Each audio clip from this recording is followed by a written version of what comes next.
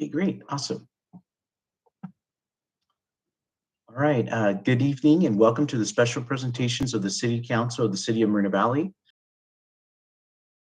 2022. The special presentations will include two types of special presentations tonight, and welcome everyone. First is the recognition of the Beautify Moval Level 3 sponsors, and if it wasn't for them, we wouldn't be able to do our Beautify Moval program. And then we're also going to recognize our Beautify Moval Level 3 participants. So these are families and groups that participated at the Level 3 component and give them recognition. Councilmember Delgado will speak and present the certificates of recognition to those following four adopters. We'll start with the first one, which is a recognition of the Beautify Moval Level 3 sponsors. And like I mentioned, if it wasn't for them, we wouldn't be able to do all of these community cleanups. In fact, this past Saturday, we had our quarterly Moval cleanup event. This time the community painted, planted, added playgrounds as far as to the Gateway Park in District 2, Morrison Park in District 3. The event was a blast, and we had a great turnout, especially in the morning. A huge thank you to all of the participants. The Beautify Mobile program, like I mentioned, is a community engagement and beautification program. So it's an initiative, a program that encourages families, organizations, people, kids, businesses to adopt or sponsor a park, trail, or road. The program has 3 levels of commitment, the highest level being level 3, a commitment of 12 cleanups. So anyone that's in level 3 is basically agreeing to do 12 cleanups per year, or you can donate $6,000 or more, and then you'll be considered a level 3. So tonight, we will recognize 10 outstanding sponsors right here. So our 6 exceptional sponsors who made a financial contribution of $6,000 or more include the SRG Commercial, which is, I believe they stand for Regis, or the Regis Group, United Material Handling, Porvine Doors. So congratulations to you guys, and actually thank you from the bottom of our heart for all of the cleanups that you've done and the donation. The Southern California Gas Company as well, the Hecock Commerce Center, and also Amazon. So these are our level sponsors that have really allowed us to get the program going. And you know, we need the materials, we need the paintbrushes, all these things, and all that stuff costs money. The pizza that we order for the people that are volunteering at the end, the gift cards. So it costs money to do the cleanups. And these are companies that really care about our city. So I want to congratulate you guys. We do have certificates of recognition, and they will be available for pickup by this Friday. If you are unable to pick it up by this Friday, we will go ahead and have it delivered to your office. But we want to congratulate those businesses. At this time, we also have Councilmember Delgado to recognize our level 3 participants. Thank you, Honorable Mayor. Good evening, everyone. Tonight, I am pleased to present the certificates of recognition to 4 outstanding groups in this the wonderful Beautify Mobile. These groups successfully completed their level 3 service commitment of 12 cleanups in 2021. They are Family of Jackie and LaDonna Jemson, Moreno Valley Mavericks, Inland United Soccer Club, and Heritage Hauling. Your commitment to Beautify Mobile program is commendable. On behalf of the mayor, the city council, and the individuals of Moreno Valley, we thank you for your dedication and generous contributions to Beautify Moreno Valley. As a token of our appreciation, I would like to read the text on the certificates, and they're going to say, in recognition of your invaluable contributions, keeping Moreno Valley beautiful. So thank you guys very much. And you'll be, like the mayor said, you'll be getting your certificates, so they'll be available for pickup on Friday. So thank you very much, and God bless. All right, great. And thank you, everyone, all of the folks that are participating as well. And again, please come pick up your certificates this Friday at City Hall, at the city clerk's office, or we will deliver it to your office. That concludes the special presentations for this evening. Our regular city council meeting will convene at 6 p.m. Thank you so much, guys. And that'll be in about 15 minutes. Thank you.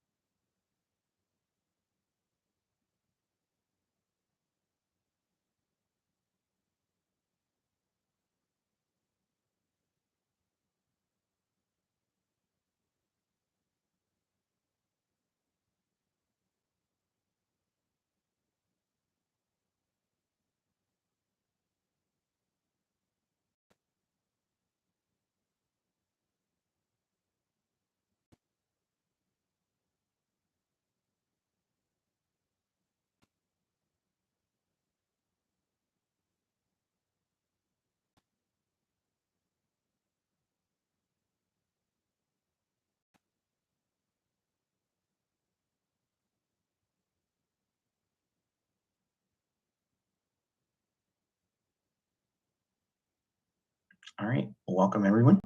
All right, well, welcome everyone and good evening and welcome to the joint meeting of the City Council of the City of Moreno Valley Community Services District, City as Successor Agency for the Community Redevelopment Agency of the City of Moreno Valley Housing Authority, and the Board of Library Trustees.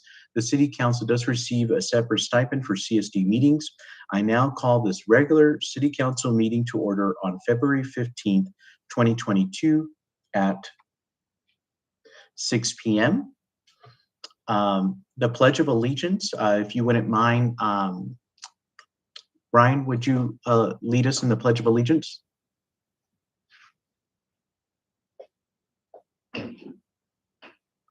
Okay, please. Oh, is he there? Yes, Mayor. Okay. Sorry, I had to unmute myself. No worries, okay. If everybody could put your hand over your heart and honor the great nation by pledge allegiance. I pledge of allegiance To the flag of the United States of America, under God, indivisible, with liberty and justice for all.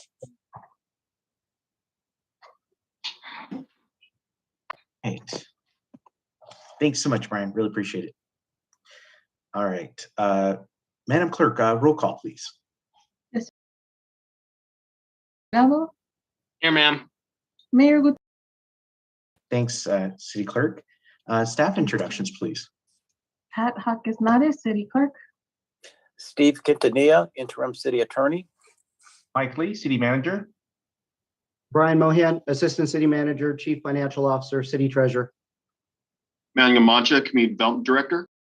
Michael Lloyd, Public Works Director, City Engineer. Jeremy Bubnick, Director of Community Services, Parks and Community Services. Captain John Salisbury, I function as the Chief of Police. And Jesse Park, Fire Chief. Great, thank you. All right, so just friendly reminder, we do offer Spanish translation services if anyone is interested in this feature. Before we hear public comments this evening, I do ask and encourage everyone participating to keep their comments respectful towards others, especially towards the individuals that are speaking, to remain quiet and muted. I embrace and support the First Amendment right to free speech, including everyone's right to speak at this meeting and share his or her views. I also ask that speakers bear in mind that comments are limited to 3 minutes for each speaker. Unless we have a lot of speakers, then we might limit it to less than that, and that you refrain from duplicating comments already made by others other than to know that you agree with the comment. Public comments on matters on the agenda and non-agenda items will be taken up at this time. I do want to let everybody know that if there are any public comments on general business items, I do allow public comments for that.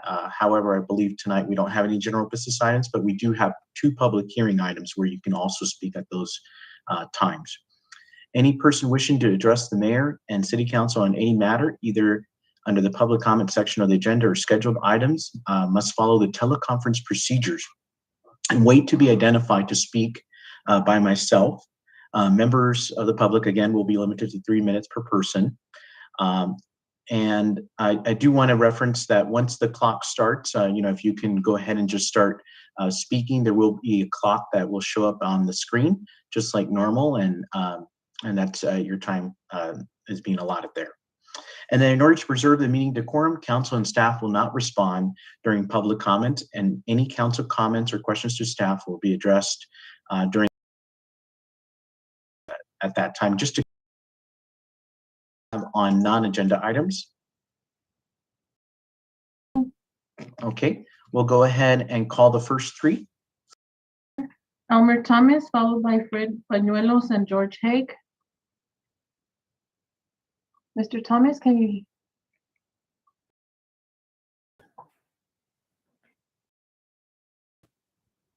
Okay. Thank you. My name is Elmer Thomas. I'm a District 3 resident, where we, of course, continue to have no representation. First, I'd like to congratulate Matthew Chen on his new role on the Planning Commission.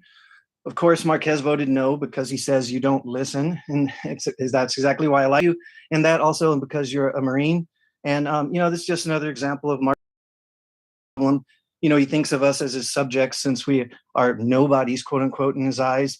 And with regards to campaign signs, he has zero authority to chastise you. Where I live on the Valley View High School fence, which I reported app, and thank you to the staff for removing it almost immediately. And I encourage all Moreno Valley residents to download the city's app. It's very useful. For helping out a Moreno Valley resident that was in need at a most. That act of kindness shows who you really are, and I'm very thankful for your leadership.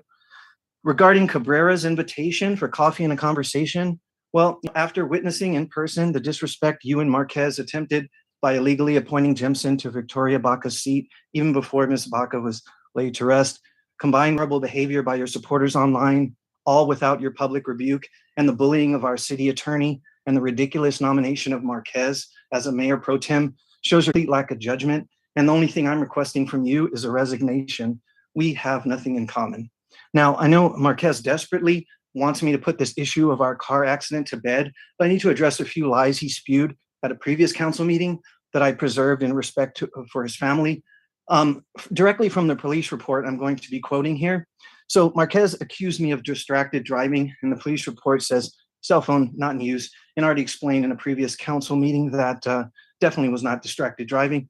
He claims it was my fault, but quote unquote from the actual report, the passenger said the driver attempted to stop when the van was right in front of them.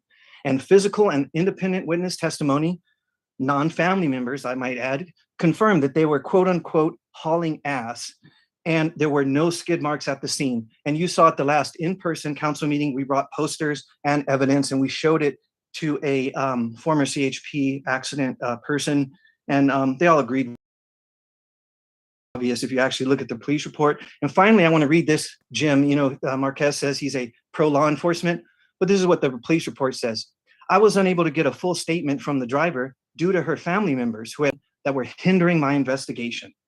Real nice, Marquez. Another example why we need to get him out immediately. He should have resigned with some dignity, but that boat gone. So yeah, you can keep disrespecting our laws, disrespect the Brown Act, disrespect the people of Moreno Valley. We will not forget, and times will change. Thank you.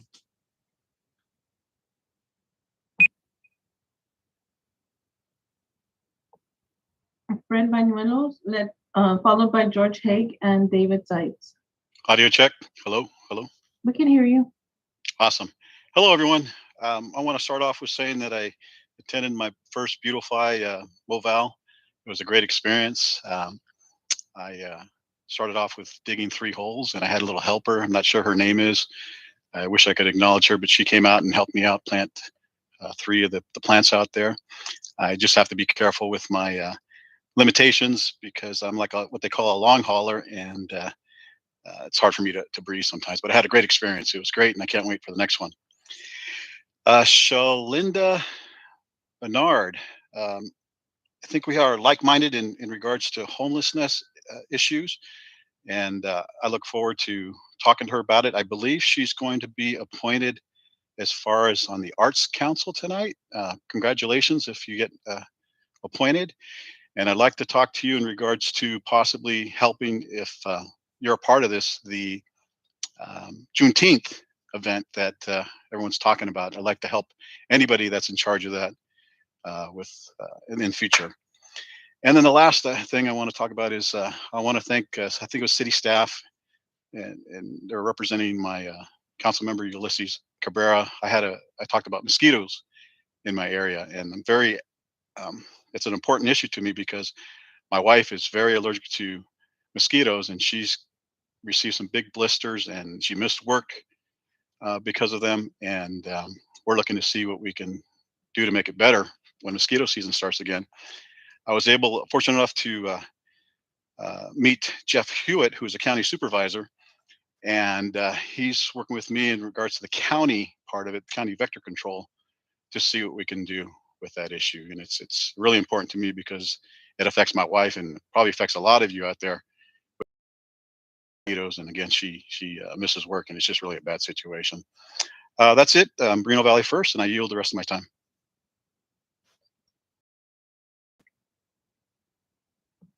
Mr. Haig, followed by David Seitz and Susan Seitz. Mr. Haig? Yes, I don't have a timer to see, so can you tell me when my time starts, please? It started. Please Because of Senate Bill 535, a large portion of Moreno Valley south of State Route 60 is designated a disadvantaged community. This is due in large part to truck diesel pollution. Every time we approve a project that causes trucks to come into our city, they bring their pollution, which causes health impacts and therefore expands that area listed by the state as disadvantaged. Every time a warehouse developer asks for a general plan amendment, there are probably serious problems for Moreno Valley residents. 3 warehouse developers have asked for general in June. The Moreno Valley Trade Center is one that for homes to allow a large warehouse to be built near homes. Then there's the Heacock Commerce Center near Gentian, which is proposed on land zoned for homes and within 20 feet of existing homes. We need to tell developers no to general plan amendments, and tell them to use land better zoned for their projects. Conditional use permits for projects like the Pilot Truck Stop Travel Center are almost as bad as general plan amendments. Compass Danby's Centerpoint Warehouse also needed a general plan amendment because the commercial land on which it was approved was supposed to act as a buffer between the existing warehousing to the south and family homes, apartments, and schools across the street to the north. While it was mentioned by a council member that a possible litigation by the Sierra Club would make the project better, litigation cannot replace the commercial buffer and the project's close proximity to homes, apartments, and schools, especially the approved truck routes of Peacock and Frederick Street. The city will not be able to enforce the project's trucks from using these designated truck routes, which pass 6 public schools. You need to remove these street designations to protect students and staff. The same will be true for the Moreno Valley Trade Center, and Heacock will be next to homes and on land zoned for homes. Settlement will result in those warehouses being moved away from homes, and therefore they need to be denied. Item A6, we have too many marijuana dispensaries, and that is why their profit margin is too low. We need to tax closer to 8% to deal with any problems related to the marijuana use. Item A7 needs to be approved to help eliminate methane gas, which is a major contributor to global climate change, which must be resolved for future generations. Please make public meetings like other jurisdictions to allow choice of calling in or attending in person. Some people cannot attend in person because of doctor's orders or a person's disabilities. Being allowed to call in also reduces vehicle miles traveled and 10 seconds. impacts. Thank you very much. Mr. David Zeitz, followed by Susan Zeitz and Roy Blecker.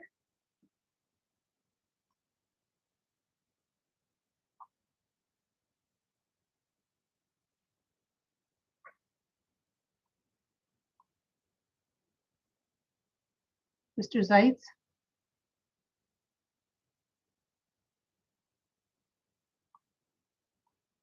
Mr. Zeitz. Okay, if you don't see him on there, we'll go on to. He's in our panelist, but they're not unmuting. There it is. I got it. Sorry about that. Perfect. Okay. All right, go ahead. Your time has started. Okay. Moreno Valley has a severe case of letting the dog or the tail wag the dog. Stop letting developers in Moreno Valley's diversity by carving up our city and our northeast end of Moreno Valley. We must put a stop to adhere to a line drawn and not a line drawn in the sand, but the general plan.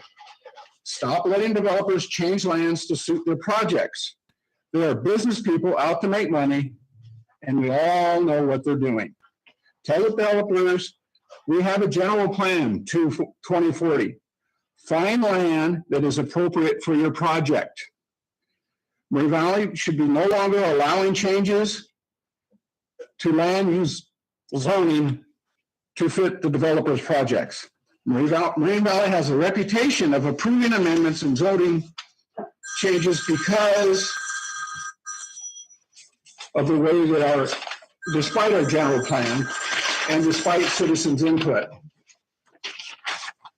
There's no surprise that developers come to Moreno Valley to buy property not zoned for their projects because the land will be changed to do so. It's not our responsibility if developers waste their money and time thinking Moreno Valley will let them change their lands and use to suit their projects. As citizens, we should expect to uphold your responsibilities to us, not to the developers. Everyone here is supposed to speak for the citizens. A fact seemed long forgotten. We know why developers buy land that's not suited for their projects, because the land would cost more if it is suited for their projects. So they come in and want to buy the cheaper land and then change it. At that point, I'll go ahead and yield my time to the next speaker. Thank you very much. Susan Seitz, followed by Roy Bleckert and Joanne Stephens. Hi, Susan Seitz. I would like the public meetings to be open both in person and Zoom, make it more accessible to a larger number of participants. It isn't only COVID social distancing that prevents some citizens from coming in person. It also limitations they have, such as but not limited to a babysitter, having a bad hair day, mobility, eyesight, or compromised or suppressed immune systems that could be for any number of reasons, including but not limited to autoimmune diseases or taking medication or for medical treatment. So even when we again are allowed to attend in person with masks on, I would like you to make it possible to attend our public meetings in person or Zoom. And maybe we could even start it next week. Thank you.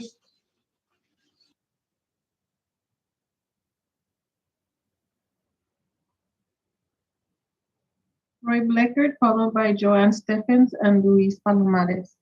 Mr. Bleckert? You got me? Yes, sir.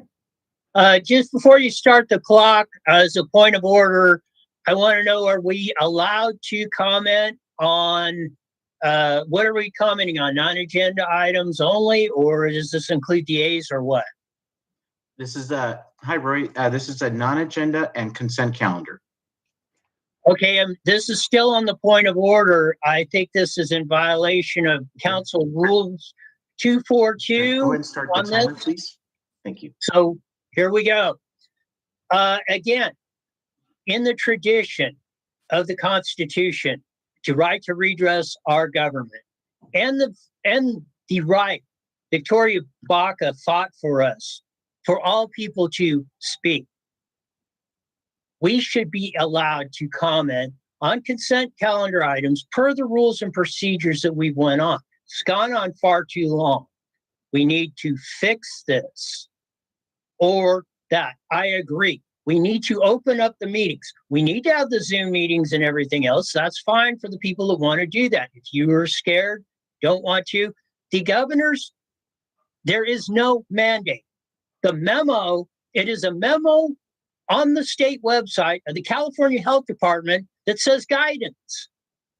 Unless somebody else has something that I have not seen, there is no mandate. There is nothing that you are running on this stuff to do the Zoom meetings. It's all there to prevent us from our right to freely redress our government. Now on the A's, Charlinda Bernard, great person, don't have time to get into it, but I think she should be approved for the Arts Commission. But at the last meeting, Councilmember Marquez had a concern with Matthew Chen that he dropped a bubblegum wrapper on the ground and that made him disqualified or something. Well, the person he carried then, which he nominated twice as his for, I believe, violated all the rules on the districts and everything else, but the subject matter at hand. So by using the Dave Marquez standard, Carrie Finn should not be on any boards or commissions or run for any office in Moreno Valley because she does not follow the rules. I hope Mr. Councilmember is consistent with his deal of going forward. I mean, unless there's some sort of reasoning and he can clarify that, and I hope he does. But that's the way I see it on that. If we're going to apply a standard to one, we're going to apply it to all. That's the way equal protection under the law, 14th Amendment of supreme law over all other laws in the United States. We need to come together as a community, like I will be talking about in the F1. Some of us have tried to do that. Some of us may have been successful in doing that, which you have the evidence possibly that shows that. We know who's working for this community and who's not. Thank you for your time. Joanne Stephens, followed by Luis Palomares and Elena Santa Cruz. Hey, your turn. Hello? Joanne, we can hear you. Okay, I am elated about the 5.5 million in public safety beautification that we received from the sales tax and businesses. And we're using it for the purpose of the city. I mean, that was great. When I saw that, I was just so ecstatic. And then we've got this guy running in District 1 named Ramos, and he's yet to show his $600 in campaign money that he hasn't even clarified was on, Sadiq, and seemed like he was running for the seat. So we don't need another puppet up there like, we got already 2 up there. So we don't need that. We don't need, somebody looking at somebody and seeing which way they're going to vote and how they're going to do and what's going on. And then I did see that Jaime Hurtado is running for mayor.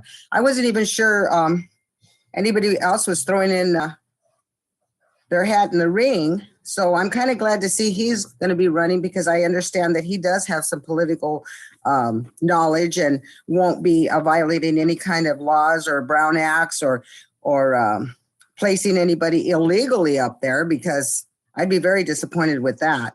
But he's been in like I said, the political arena for quite some time. And then you've got Cabrera, who is all over the place again doing photo ops. And I don't know, after what the stunt they pulled with LaDonna Jepson, you would think that he'd have his head in the sand like an ostrich, because he still has to show the money that in 2017, he never has given us an explanation for that. And when you have somebody that can't even say, I'm sorry, I did something wrong, or, when he gets his hand caught in the cookie jar, he can't even have the gumption to apologize to his constituents, yet alone the city. And he wants to sit up there and be mayor. I have a problem with that, and a lot of people do. So the rest of my time, I will concede. Luis Palomares, Elena Santa Cruz, and Tom Gerald. You're up. Hello. Hello, Miss Louise, we can hear you. Okay, I'm just calling, and I want to talk about the issues with the sites and the other ones that are all against all the building that wants to come in here. I mean, come on. We need revenue for our city. We need this revenue. I was going up the Meridian the other day, and there's hundreds of buildings up there. How come that's there? And how come they don't complain about the trucks going that way? Everybody's going through our city, banning Beaumont rent. Everybody and their grandmas go to tax dollars. Screw you, Moreno Valley. And this is the same mindset that's been here for, I don't know how long, I say 3 decades, doing the same thing. We could have had a lot of things here a long time ago, but they throw monkey ranches and everything. They're the obstructionists of Moreno Valley, along with Marcus and Cabrera and LaDonna and the Zans. They're all the same. They don't care about the city. They care about their own personal agendas. When is it going to end? Don't they care about anybody but their damn selves? I'm so sick and tired. They always come out and cry about the sky's falling. The sky ain't falling. There was another project that they voted against, the pilot station up there, along with the one of the commissioners up there. Come on. We need these jobs. We need them to come to our city. We need the revenue. We need these tax dollars. Don't they get it? They just don't get it. I'm just so full of all their bull crap that they put out there. And as far as Cabrera, yeah, I mean, he's out there everywhere campaigning with his cameras. I mean, what is he? Come on, he's acting like he's the mayor. Are you the mayor yet, Cabrera? You sure been acting like that for the last 2 years. You've been out there lying and telling the people Nothing but lies. I hope you're out there telling them about the way that you violated the Brown Act, the way you threw what's her name in there, LaDonna, the political prostitute of Moreno Valley, and you're along with her, you and your pal over there, Marcus. Come on, put our city forward, our city first, not you, not your agenda. That's right, you're going to be the next governor and the next president, right? Right, Cabrera? I hope you took care of that mosquito issue down there that we talked about the last time. I hope you took care of that one. So saying what I said, I stand firm on my word that you guys just got to go. And I'm glad that Mr. Thomas came out and said what he said. Cup of coffee? What do you, a cup of coffee? Come on. We don't need your coffee. Night, and that's what I have to say for today. And let's keep the city going forward. And I'm elated, Elena Baca is going full force at the Cruz, and we're happy and we're supported. Thank you. Elena Baca Santa Cruz, Tom Jarrell, and Sade Awad. Good evening, Mayor, City Council men, and residents of Moreno Valley. I want to start by thanking the mayor for the investments being made. I believe the $5.5 million in both police, fire services, and also beautification efforts in the city. I've been out speaking to residents, and those are the top issues of our residents. They want the city to look good, and they want to feel safe here. So I think it's very forward thinking of the mayor to put these initiatives out, to use our sales tax revenue, and to support the issues that are important to our residents. Quality of life is so important in our community, and it starts with our parks and open spaces. But it also includes public safety, our deputies, our firefighters, and other peace officers. And this investment will ensure that these emergency response times are fast, and that will save our lives. I'm proud of this city, and I'm proud of efforts like this. I pledge that as your next city council member from District 1, I will support similar investments in the future to ensure that this is the best city it can be for all of our residents. To that end, I think it's vitally important to talk about increasing additional revenue so that we can continue this progress. I'd like to thank the leadership of Mayor Gutierrez and new Councilmember Delgado. We've made great progress in this city, and great times are ahead as long as we continue to act fiscally prudent and make the investments necessary in our community to make it the best in the county. This is the kind of leadership I look forward to contributing to when I'm sitting on that dais as the woman in power and between all those guys. I'm Elena Baca Santa Cruz, and I'm running for District 1. Thank you very much. I'm Gerald, Sade Awad, and Bob Palomares. I think it's Shadi Awad. Sorry. It's okay. No worries. Tom? Maybe it's me. This is Shadi. How you guys doing? Okay. I know it's Pat, public did you say, comment. wait 1 second. Pat, did you say Tom or Yes. Shadi? I just got the *6. Okay. Yeah, so let's let Tom speak first, and then Shadi. Thank you, Mayor, council members, and thank you for the opportunity to address our local governing body here. Happy New Year, and hope we're off to a great start. I will be speaking later on some of the not on the agenda. Well, actually, on the not on the agenda items. Of course, will welcome you all, and I like the format. On the planning commissioners, it's interesting. We had two perfectly seasoned and very credible, and I challenge anybody show anything in their past in their efforts on the planning commission. We did not get reappointed, and it seemed odd. I think their body of work has been beyond reproach. You may not agree with all their decisions, but I think their way they made their decisions and spoke to the issues was perfectly in order. And so that's a big question to me. And then so glad that Luis Palomares thought to bring up the what's going on just over the city line on the other side of Medium Parkway. And the amount of industrial growth over there is just off the scale. And those are huge revenue generators for the city of Riverside and for the county. So, so we're shortchanging ourselves. Also, I plan to on item A6, the marijuana taxes, and I was not a proponent of the marijuana. Not a personal user, but I do think the tax bench, I'm glad we're looking at it, may be too high, and because we've got an incredible increase in illegal growth and sales. It was probably, I don't know if it was unseen, but it has come to fruition here. And we do support Elena Baca Santa Cruz for city council. She's very seasoned and she's working it. And I affirm her efforts. She's not taking anything for granted. She's out there knocking on doors, putting up signs, and speaking when she can. So that's all good. And finally, I always want to thank our graffiti patrol, our police, our fire, our emergency services in the city for the great job they're doing. So thank you, and those are all my comments.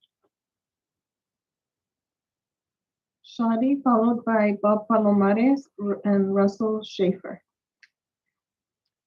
Hello, everyone. Thank you for your time. I'm calling in actually to speak about, any business in sight. Most businesses are tough enough to open, especially new business. And then once you get new business open, keeping them in business is just as vital. Whether it's year 1, year 2, year 3, it takes about 3 to 4 years for a business to get on their feet and to start having a following. Why I'm saying this, obviously, is I see on the agenda that we have a couple things regarding the cannabis taxes.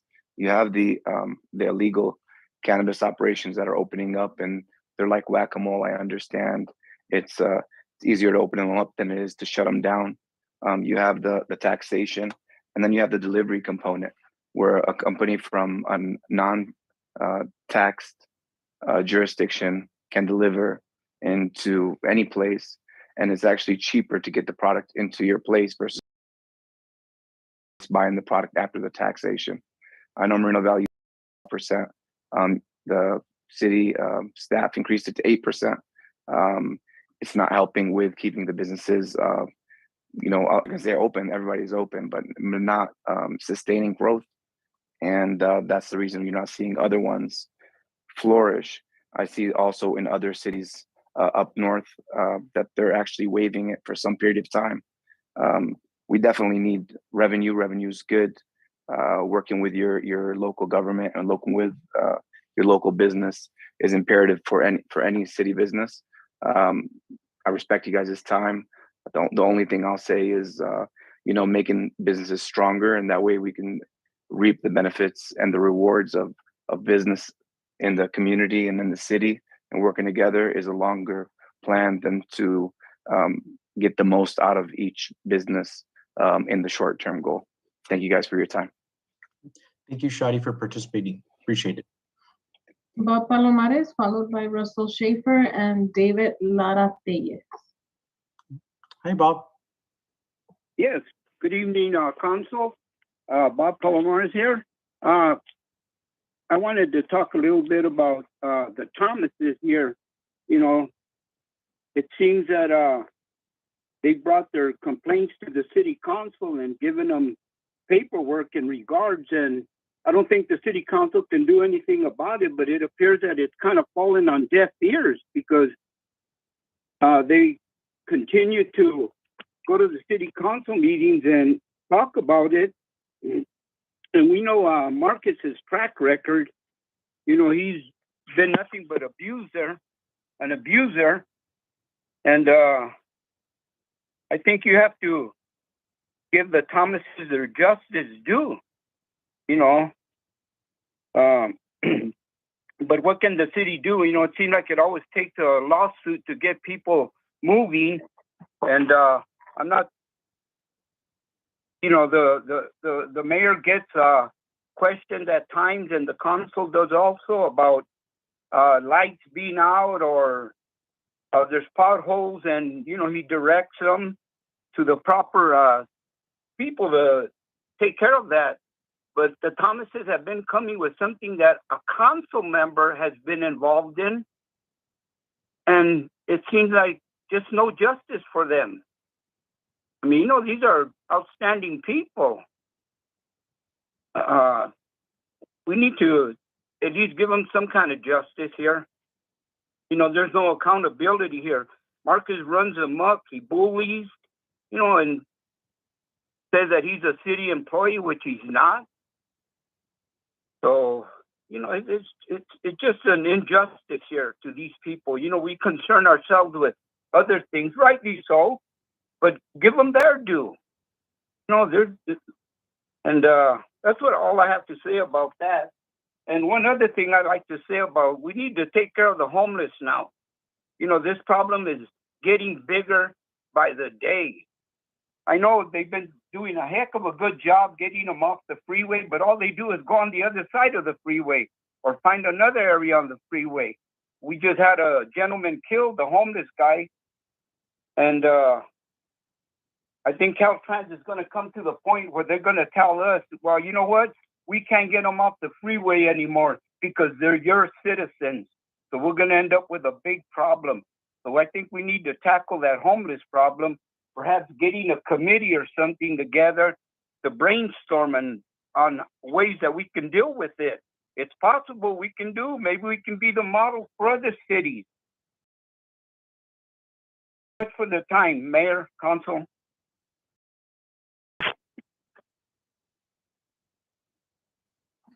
Russell Schaefer, followed by David Lara Reyes.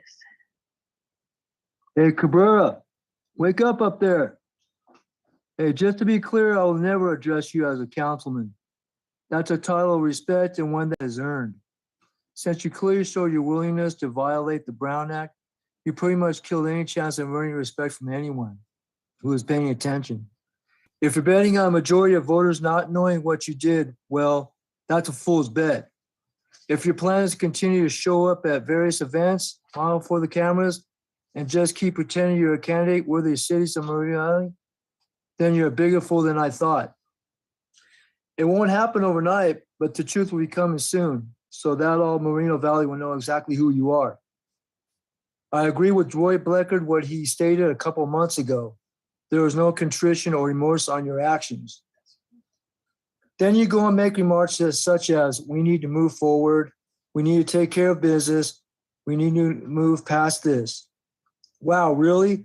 That is just your lame attempt to cover up for your participation in an attempted coup. Your actions are on record forever, forever. They will follow you for everywhere.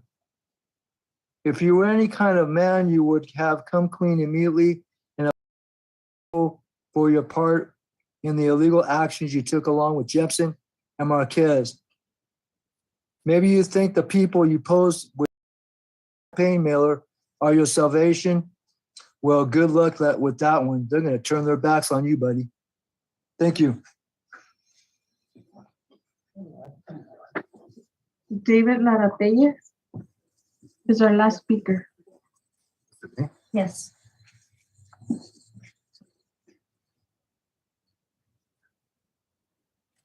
Hello, Council.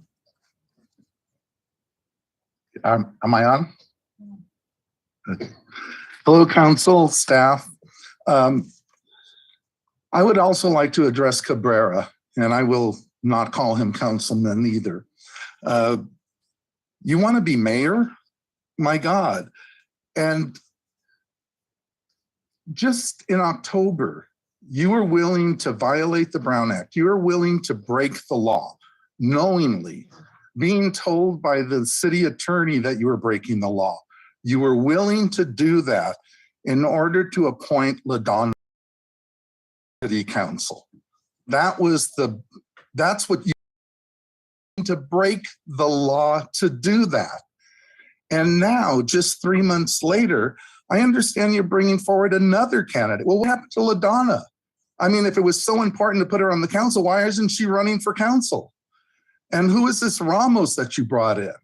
My God, why would you think that anyone in District 1 would have any interest in who you support for that district city council person after you tried to illegally appoint someone just 3 months ago? My God, what are you thinking? And how do you continue to run for mayor? You know what the voters would really be interested in? You know what the voters of District 1 would really be interested in? is your FPPC, your Fair Political Practices Commission violation of $35,000 that you have never addressed. You have not addressed it to the FPPC. You have not addressed it to the voters of Moreno Valley. You have never, ever acknowledged any of the wrongdoing you have done. The violation of the Brown Act and the illegal appointment, the $35,000 of FPPC. My God, you know, why would you think that anybody would want you to be mayor? And why would you think that anyone in District 1 would have any interest in who you support for that seat when you were willing to break the law to do it? And break the law, putting the city in jeopardy, putting the city at risk. My God, what a candidate for mayor. Thank you. No more speakers, Mayor Gutierrez? Thank you. Oops, sorry.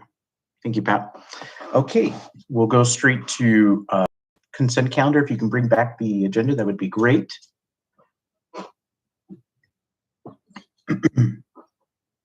Okay, we are now going, if we can put the consent calendar back, we are now going to move to our joint consent calendar sections A through E. All items listed under the consent calendar sections A, B, C, and E are considered to be routine. Motion to adopt the consent calendars is deemed to be a separate by each agency and shall be so recorded by the city clerk. I do believe it was Councilmember Delgado, you had your hand raised a little bit up. You had a comment on one of these items, and then I'll open it up to everybody. Yeah, go ahead, Councilmember Delgado. Well, I have a, can I pull one now? Well, is it a comment or is it, which one is it? Well, I have both. I have a comment on one of them and it's a pull one. Okay, so which one's the comment? It's just the B2. Okay, B2 is comment, okay. And then which one would you like to pull? A6. Okay, A6, okay. All right, and then actually, let me just get a list of everybody, just to make sure, and then I'll go back to you, okay? I'll go right back to you. Thanks, sir. Anybody else have any others? I do have just a quick comment on item A2 as well. A2? Is it B2 or A2? No, it's A2. A2, okay. Is that the same as yours, Delgado? I think B is a boy 2. No, okay, you said B. Okay, so yours. Yeah, it's different. Okay, all right, okay. And then Councilor Marquez? I just got a comment. Congratulations for A2. Okay, for A2. Okay, all right. So Councilmember Delgado, go ahead. You had a comment on B2. Real quick, I just want to congratulate the trails, the trail seekers for getting the signs up at our, everybody know when the signs are, that was it on that. Nice, okay, great. Councilmember Cabrera, and then we'll go with Councilor Marquez on A2. Yes, thank you. So item A2 is the appointment of Shaylinda Bernard to the Arts Commission here in the city of Moreno Valley. So, you know, I'm expecting this to pass. And I just wanted to quickly comment that I'm proudly supporting Shaylinda. You know, she's been very active in the community, been involved for several years in multiple. And so, you know, I'm just proud to support her, and I just want to be sure I'm the appointed member to that. So I look forward to seeing her at those meetings. Thank you. Councilor Marquez? Yeah, ditto. Same thing, Mayor. Great. I'd like Shirlinda Bernard to the commission. I think she'll be a great asset to that committee, and I'm looking forward to seeing her on there. That's all. Okay, great. Okay, so we're going to pull item A6, and then we're going to go ahead and vote on the consent calendar here. So, seeing there's none here, just making sure. Okay, there we go. I move to approve the consent calendar. Okay, thank you, Councilor Marquez. And then I'll second that. A second by Councilmember Cabrera, except item A6. That'll be a separate one. And let's go ahead and Madam Clerk.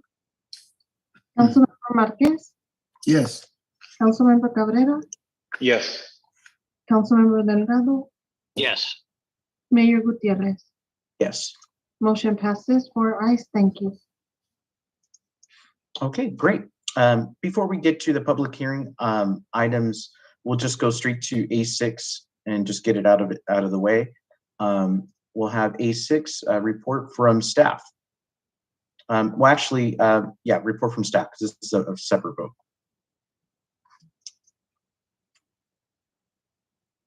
Thank you, Honorable Mayor. I just would like to ask Councilman Delgado if he had comments or questions, or does he want a full briefing on this particular item? Can we get a full briefing? And I do have questions about it. Okay. Just keep the briefing short, Brian. Yeah, Thank you. will do. It will be short.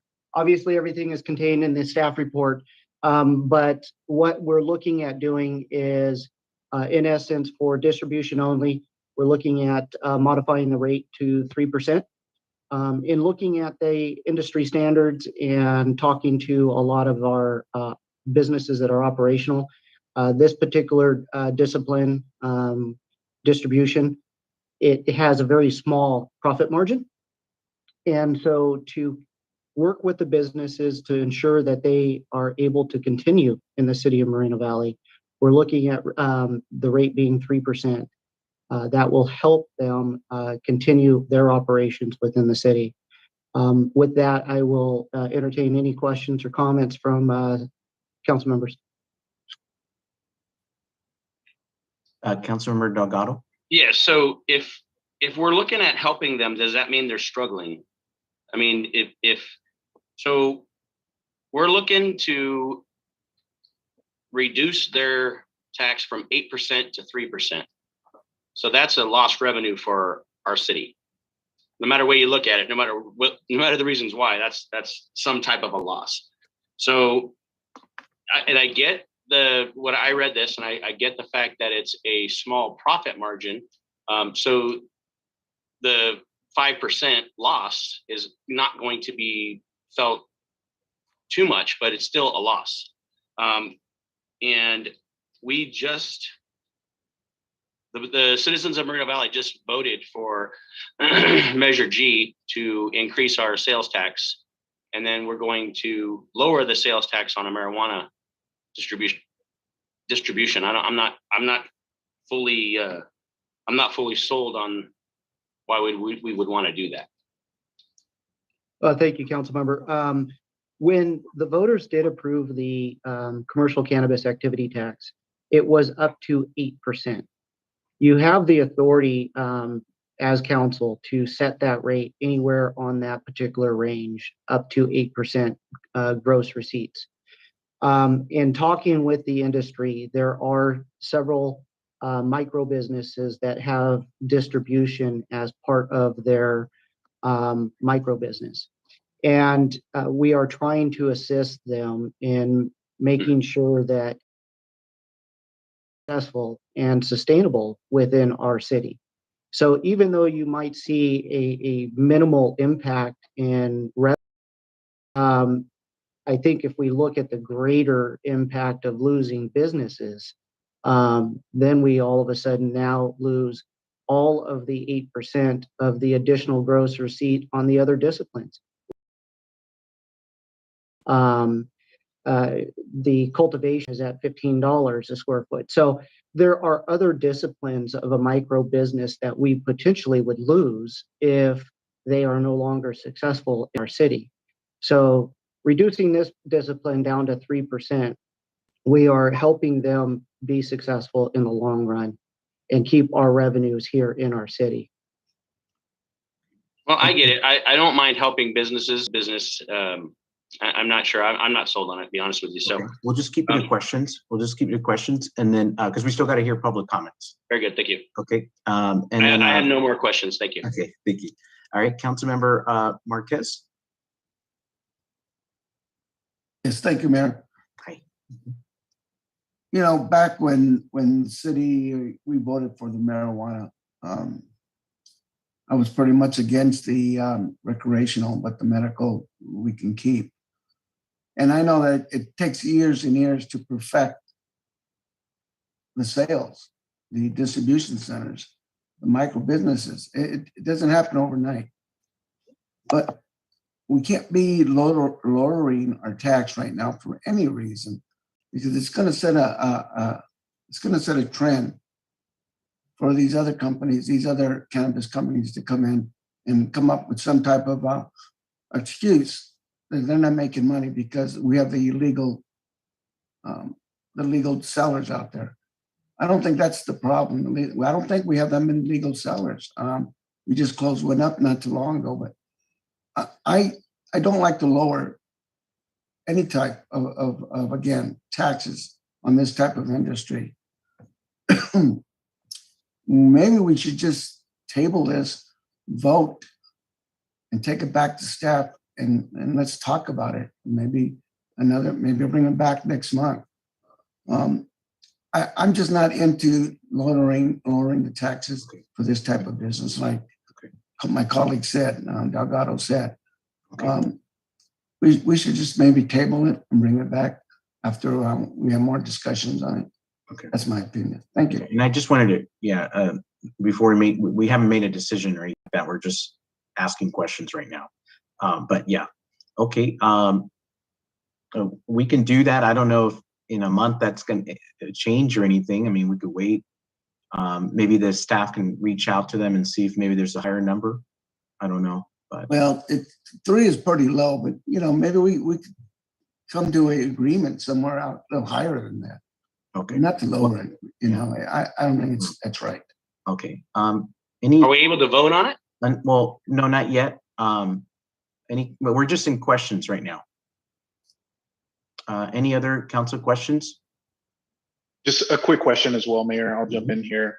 I'm hearing the questions from my colleagues here, and it sounds like there's this desire to at least explore the option to, see what's the best number in terms of the tax rate. And so I know Brian already mentioned, the council has a discretion. So a question for Brian is, if the council desired to, could we change that number instead of lowering it to 3%? Could we do that during this meeting, or would we have to come back to a future meeting? Councilmember, Honorable Mayor, I will leave that decision up to you. You have the regulatory decision to change rates and decide what rate you would like to charge.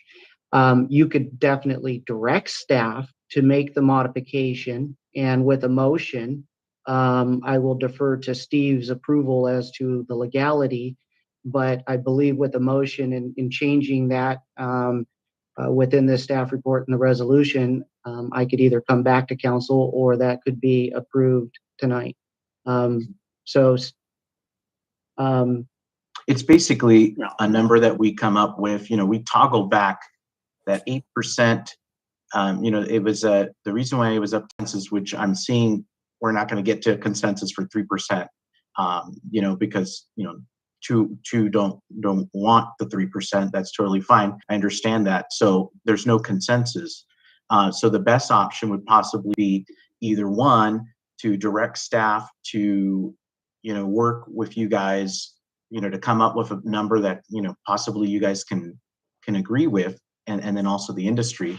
Or to just deny it and then bring it back at a later time.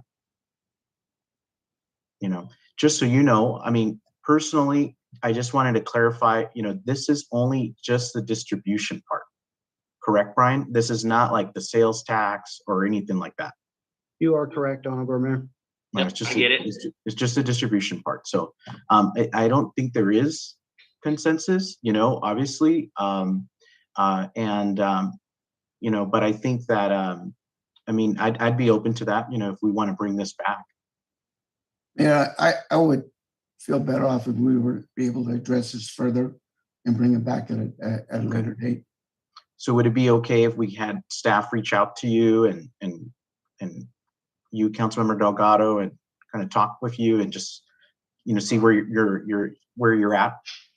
Well, sure, but it's like you said, it's not going to change the fact that the business is the business, the distribution is the distribution, and the numbers are what they are across the board to all the other businesses in Moreno Valley.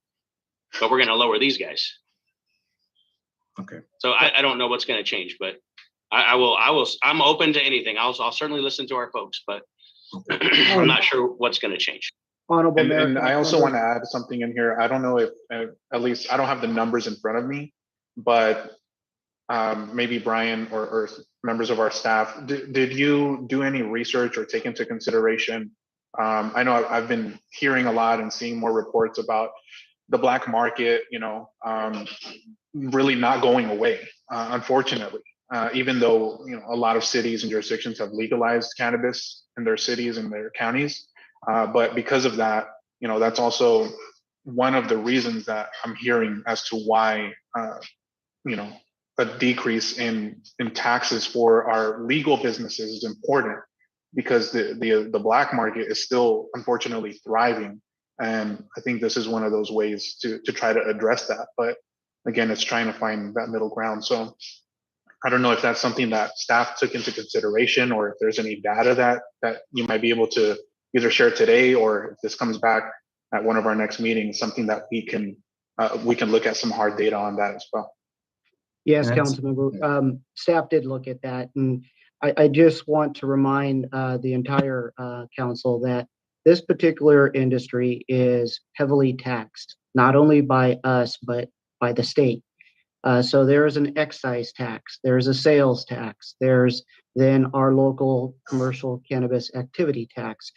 So although you are able to control these taxes, it's different than other businesses in our cities that are just taxed the normal sales tax that is then borne by the end consumer. So that is the reason why when you look at this particular industry, it's a little bit different than the other businesses we do have in our city. And when they do have sales tax, excise tax, and then our local tax, their profit margins dwindle quickly. So yes, we did look at those various factors, Councilmember Cabrera. We also looked at our surrounding cities to see if we compared to them based on our peers and looking at distribution specifically. So that's why we came back with this particular recommendation. But I will defer to any other additional information as it's not actually a question to me yet. But I think I want to make sure I'm sticking to just answering your questions. I think the best thing, Brian, is for you and staff just to go back, look at the numbers and work with some of the council members and some of the folks in the industry. And then when you feel it's necessary, just come back with a proposal. Thank you, Honorable Mayor. Because as of right now, there's no consensus. Correct. Thank you. Is that okay, guys? Fine. Okay. Yes, sir. All right. Okay. Okay, we'll move on to item. What was it? F1. Item F1, and that is the second 2020 U.S. Census population data for the city of Moreno Valley. This is the second public hearing. We won't take action on this item. We're just hearing the comments from the public, the staff, and then asking any questions if necessary, and then we'll just move on. But again, no actual action. So second public hearing, city attorney, go ahead. Yes, thank you, Mr. Mayor. So as the mayor mentioned, this is the second of the 4 state mandated public hearings regarding redistricting of the city council's district. And we do this again every 10 years, along with the U.S. Census, when the U.S. Census is updated, to ensure that the populations amongst our districts are roughly equivalent. So again, tonight we have Chris Skinnell of Nielsen Merksimer. He's here tonight to provide a summary of the process, and it's going to be an abbreviated summary and any updates he may have regarding the process. However, before I turn it over to Chris, I just want to reiterate that this is not about the number of council members, which is a separate and distinct issue that must be dealt with in the context of a ballot measure. But with that said, I now will turn this over to Chris. Chris? Thanks, Steve. And thank you, Mr. Mayor, members of the council. It's nice to be back with you again this evening. As Steve said, this is the second hearing. And as if you'll recall, the way this works is we're having 2 hearings before maps are drawn. And then there will be 2 hearings starting in March 1st to review map options. We already talked a little bit about how this is all going to work and the rules of the road. I'm going to cover that again this evening, but obviously we spent a fair amount of time on it 2 weeks ago. So I'm going to do a much more pared back version of it, just to kind of, refresh you, and also for anybody who didn't have the opportunity to participate last time. And then we'll be looking for feedback from the community and from you, any sort of last instructions before we go work with the demographers to bring back options for you. So with that, I'm going to share my screen here.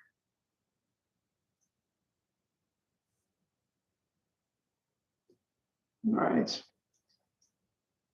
So just very briefly, overview of the process. As I said, there are 4 public hearings that are required for redistricting now as a result of changes to state law in 2019.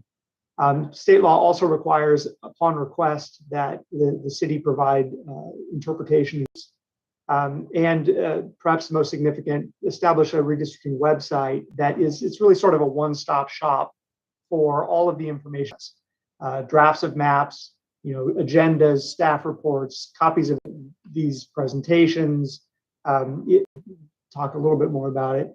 But these are, this is a much more involved procedural undertaking than it was in 2014 for those of you who participated. So in terms of timing, what we've set up is, 4 key dates. February 1st, which we conducted last time and went through the policy criteria, the legal criteria governing redistricting and the demographics, which we'll talk about a little bit again tonight. And then the council conducted the first public hearing. This evening, and there are deadlines you see here for members of the public to submit any draft maps that they are inclined to draw if they want to have them considered at those hearings. And the goal is then to have a final adoption at the March 15th meeting, April 17th. And as I mentioned last time, we always try to build in just a little bit of a cushion and not push right up against the deadline, partly just to give ourselves some breathing room if need be, and partly because the sooner we get these in. Then also briefly to summarize, we talked about these at quite some length last time. And this time I'm just going to talk about them a little bit more briefly. The way redistricting works in terms of deciding how we draw the lines is that federal law sets the major criteria, so the big considerations, which are equal population, which is the most important consideration. It's why we do this whole process every 10 years. The Supreme Court has said, the districts have to be roughly equal in population. And that means, and as we'll talk about, within about 10% of the ideal for each of the, or 5%, plus or minus 5% from the ideal for each of the districts. Compliance with the Federal Voting Rights Act and the avoidance of racial gerrymandering. So protection of minority voting rights. And then within those federal rules, state law sets some additional guidelines. It used to be that the council had a lot of discretion in terms of how to do it. Now the legislature has restricted that discretion somewhat, and it has prescribed 4 mandatory considerations that have to be taken into account in a specific order. The first, simplest, is contiguity. All of the districts have to be contiguous geographically. They have to all be, you have to be able to, be within move from one part of your district to any other part of your district without leaving your district. Obviously, there are exceptions for separate parts of the city, but generally it has to be contiguous. Second, and this is where we look for the testimony from you and from the public, we want to minimize the division of communities of interest in neighborhoods. And of interest can be any sort of economic or social interest that would make sense to keep within a single district for purposes of representation. And I note here, the terms of the statute excludes any relationship with political parties or candidates. Those are not communities of interest for purposes of this analysis. Then the next most important thing is a focus on easily identifiable boundaries. freeways, major roads, railroad tracks, things that people can more distant population. We want to have all of the population within the district as sort of close together as can be. But again, this criterion is subject to all of the higher ones. And so it's to the extent possible. And then assuming we can comply with all of those, there's also a little bit of room potentially for us to consider traditional criteria that the courts have historically said are acceptable. That would include minimizing the change of election cycles for voters and respecting their choices, their past choices, and also preserving the core of existing districts.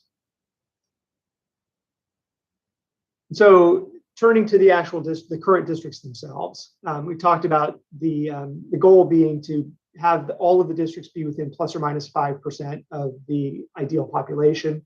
The current existing districts comply with that standard. The ideal population district for each district within Moreno Valley is about 52,400. All of the districts are within plus or minus 5%. The total, that number there, the 5.32, that's the difference between the smallest and the largest districts. We want that to be under 10%. And so, the current districts comply with the equal population requirements in federal and state law. The next thing we look at is the ethnic demographics, again, to focus on complying with the Voting Rights Act. Note that three of the districts have majority Latino citizen voting age population, and 2 are plurality population majorities. And so there's really not much of a concern here with our ability to meet the Voting Rights Act either. Interest is what we're focused on this evening, and what we're looking for in particular is what are, but also where those people are. Of interest to be useful for redistricting, it has to be geographically based. If it's an interest that is spread all over the city, that doesn't really help in terms of drawing data. So we're looking for if there are any communities within the city of Moreno Valley that is geographically based and has particular economic or social interest that should be taken into account.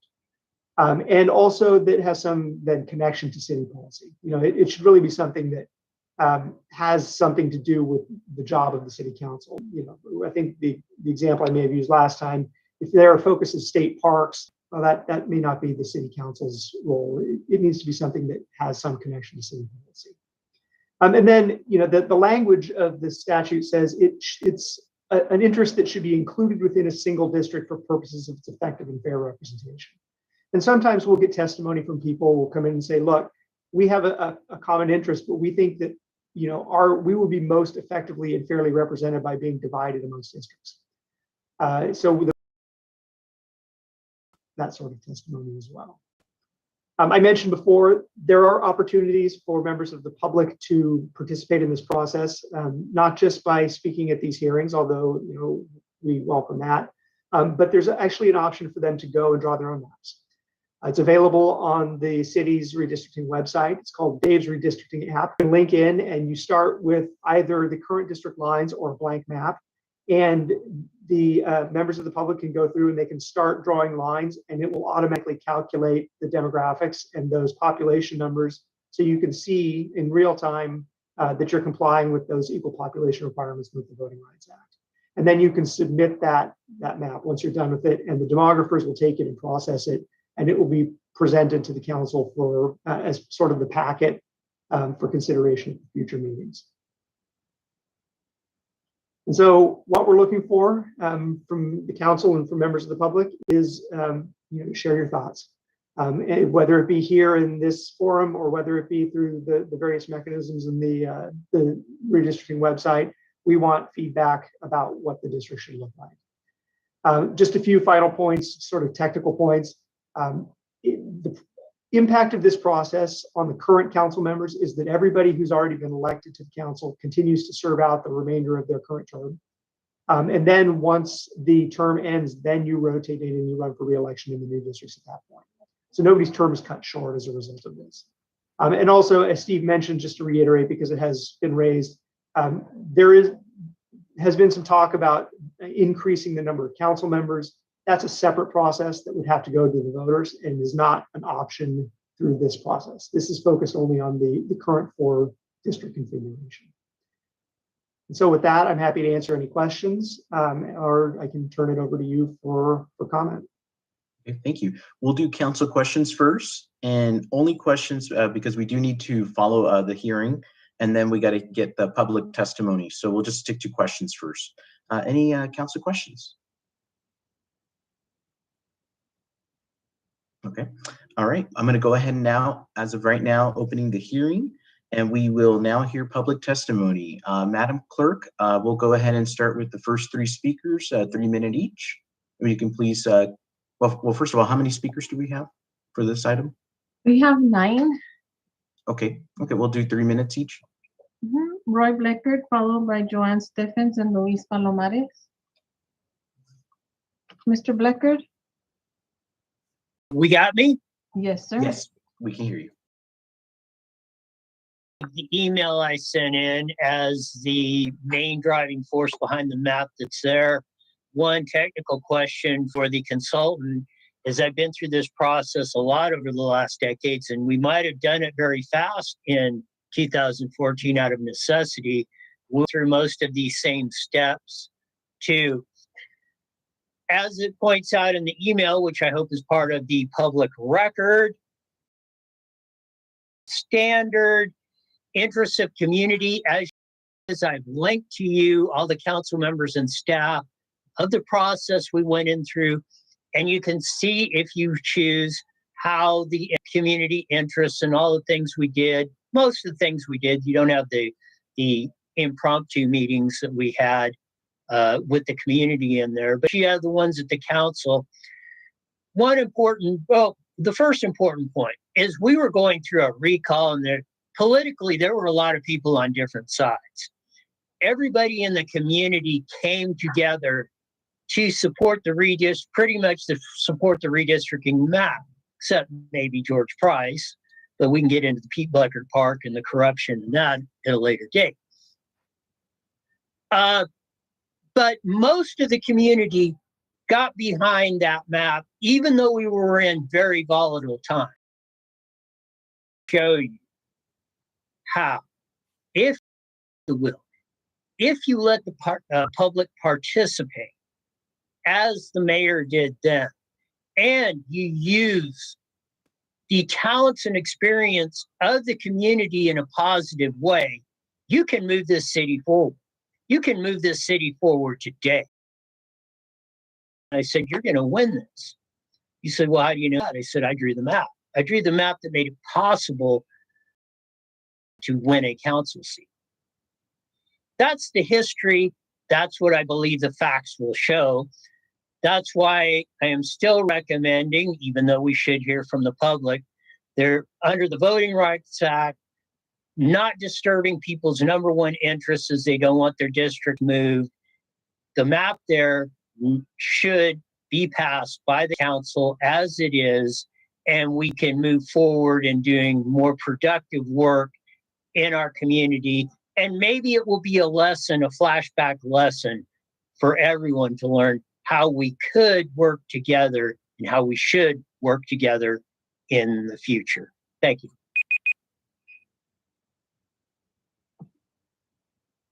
Next is Joanne Stephens, followed by Luis Palomares and Elena Baca Santa Cruz. Joanne Stephens. Hello? I can hear you. Okay. I think we just need to move forward, like Roy said, and stop spending money because in 2014, when we did this, it's less than 5% that has changed. And we need 10%, at least that's my understanding, to even do the redistricting. So why are we even going to be spending money on something that we don't really need to do? I know there's some people out there that would love to get more seats on the council. And I mean, geez, I'm going to bring some chairs when we do it in person and they can sit down on them. You know, this is crazy that these people, it's just a political ploy for them to try to get some more people that they want on the seat. And it's like Roy said, geez, I didn't even realize that he thought that Marquez was going to be approved for his district, and probably so because like Louise calls them the dirty dozen all live over there. So they got out there and they made sure he got on that seat. And we all know what happened back then. And so I just don't understand why we even have to spend more money on this. And when our population really hasn't changed, if we need it, we need it. If we don't, we don't. If it's not broke, don't fix it. And I don't think we need to fix anything. So this redistricting, it's all a sham. Come on. Move forward and not be wasting time. You had some people here they want to do this and that just simply because they want to knock people off the seat. Like Senator said, it's not going to change the fact of who's going to be sitting on those seats as of now. So we got people, I mean, you know, that they want this, they want that, but you know what? People in hell want ice water and they don't get it. Okay, I said my 2 minutes, I guess. Was it 2 minutes or 3? It's 3 minutes. It's 3, but I gave my 2 minutes. Are you Luis finished? Palomares, followed by Elena, Baca, Santa Cruz, and Tom Gerald. And just a friendly reminder to please keep it to the redistricting. Okay, Luis Palomares, community activist here. I'm just calling. The 6 Club wants this. The Kerry Dens want this. They want to get those seats, even if it takes another 10 years. They want this. I mean, come on, we don't need this. As far as we don't have a cost, we don't need to do this. Also, the change of the population hasn't changed. It's only at 5%. Keep it as it is. By increasing more members, it will only cause more. Nothing will ever get done. Like right now, it's a battle to get things done. Thank God for Delgado. He's moving the ball forward, you know. But these other 2 lame ducks, Cabrera and Marcus, I mean, it's all gridlock with them. They want their people in there. Nobody wants the Kerry Dans. Nobody wants them. Nobody wants the Cabreras for mayor. Nobody wants the Dirty Dozen, the 6 Club. We're tired of these people. Come on. You know, Marcus, this is all Marcus's baby. He's behind all this. He's a puppet master. And along with Kerry Dan and LaDonna that wanted to take that seat illegally. Come on. The redistricting, please. Okay, this is all a sham. And we don't need it. It's not broken. Don't fix it. I mean, if it's not broken, we don't need to do anything. Just keep it like it is. So that's my opinion. So let's go forward and keep moving the city forward. And like I said, the 2 lame ducks there, if they did their job, we wouldn't have to be doing any of this. We don't need it. That's all there is to it. And that's my take on it. Thank you. Elena, Baca, Santa Cruz, followed by Tom Gerald and David Zeitz. Good evening again. My name is Elena Baca Santa Cruz. I'm running for City Council in District 1. And tonight I want to speak about the redistricting. It seems that if we were to listen to the city staff, that there is no need to do redistricting. It was just 2014 when we changed from 5 to 4 districts. It was a lot of work, a lot of meetings. I remember all of the work that we went to make sure that our communities of interest were kept together, that we were following all the rules that we had to for the Voting Rights Act. We're protecting our protected classes. And we did a good job looking at it. It seemed that there was a lot of foresight in the fact that now 10 years later, that when we're reviewing it again, that we are less than 5% difference. The threshold is 10%. So I feel that it would be a waste of city time, money, and a waste of taxpayers to do a redistricting now when it's not required. And we have many other high priority items such as the city's beautification and money for public safety that we can focus on at this time. So I am in support of keeping the districts as they are. Thank you very much. Tom Gerald, followed by David Zeitz and Susan Zeitz.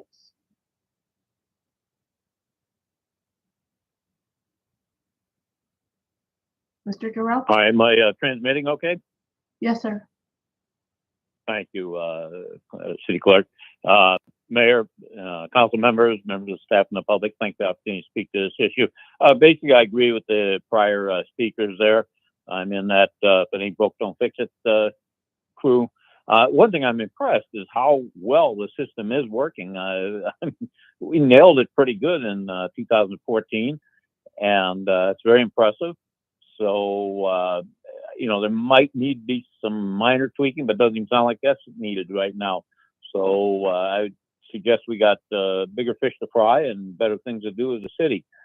However, I would like to speak to there's always going to be that desire to look at other districts. How I think that should be dealt with is that should not be done by those who are in power now, where it's self-serving, where somebody can create a district that works nicely for them for election.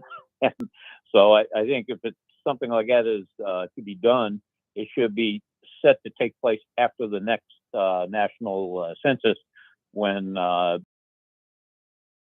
most likely the people who might have orchestrated that or whatever they're doing, or maybe a seat somewhere, take the politics out of it. But I do want to commend the consultant for a good explanation and some good advice, and I'm pleased to see what a great job we did in 2014. That systems work. Thank you for giving me time to speak. David Zeitz, followed by Susan Zeitz.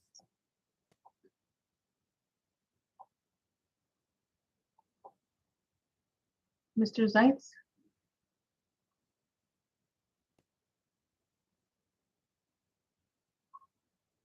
Sorry about that. Had to find me on mute. Okay, on redistricting, we do have they brought up as a community in the northeast end and the southeast end. We are all keeping. I think we should be represented by and not have ourselves divided within that are living in normal residential areas. That's a consideration I would like to have them take. Another one, I understand why they did it. The lower district above the 60 freeway up into the upper district was put there to keep Miss Baca in her district so she could run. I do believe we need to make the 60 freeway the center divider line and keep our district, those two districts on that end of the town, divided by that.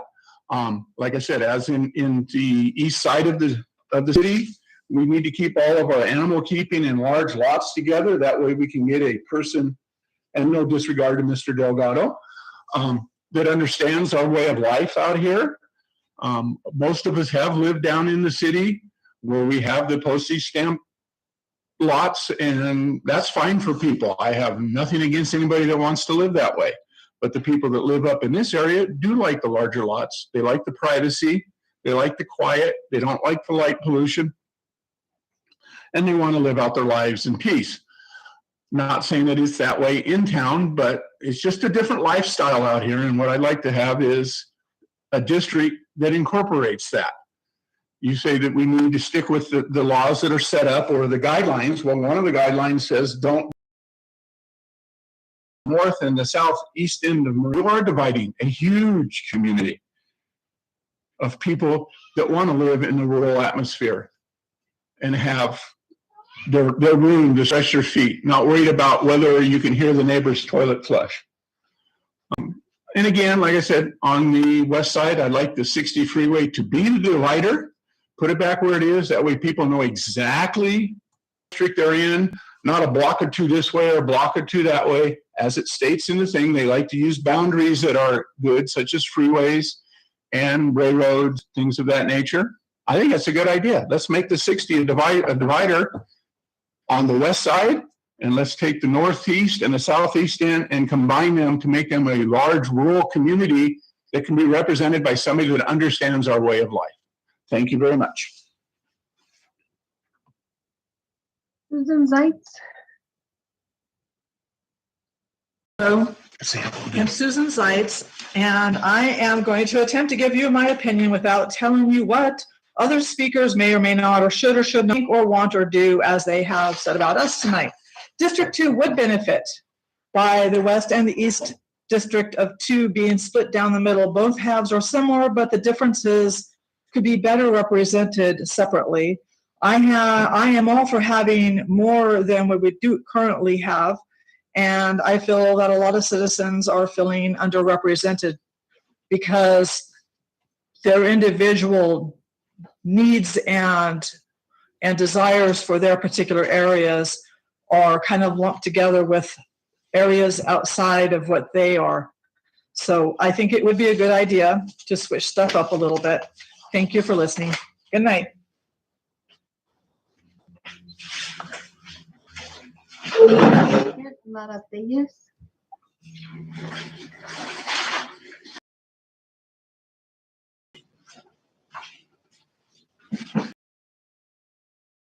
Mr. Laratelles?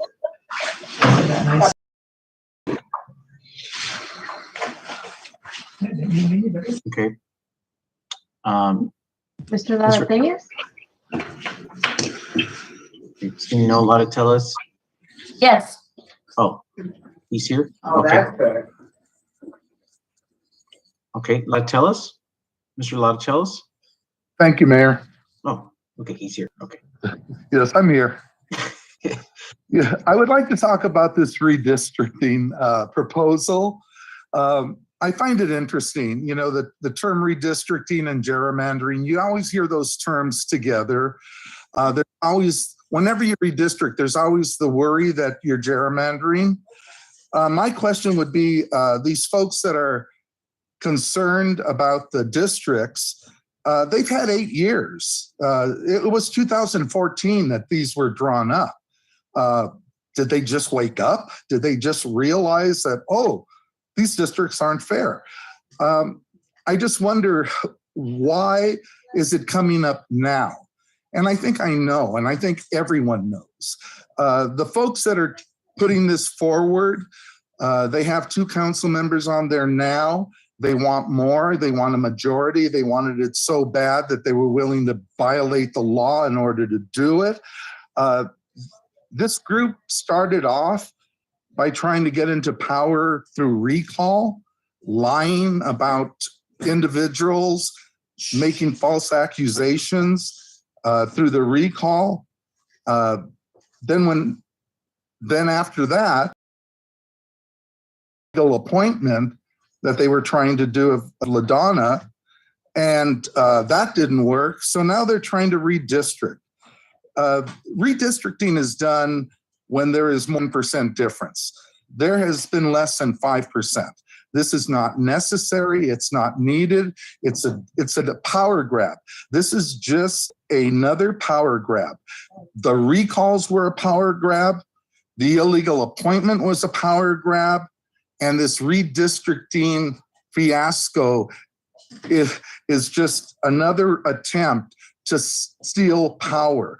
What they're trying to do is they're trying to gerrymander.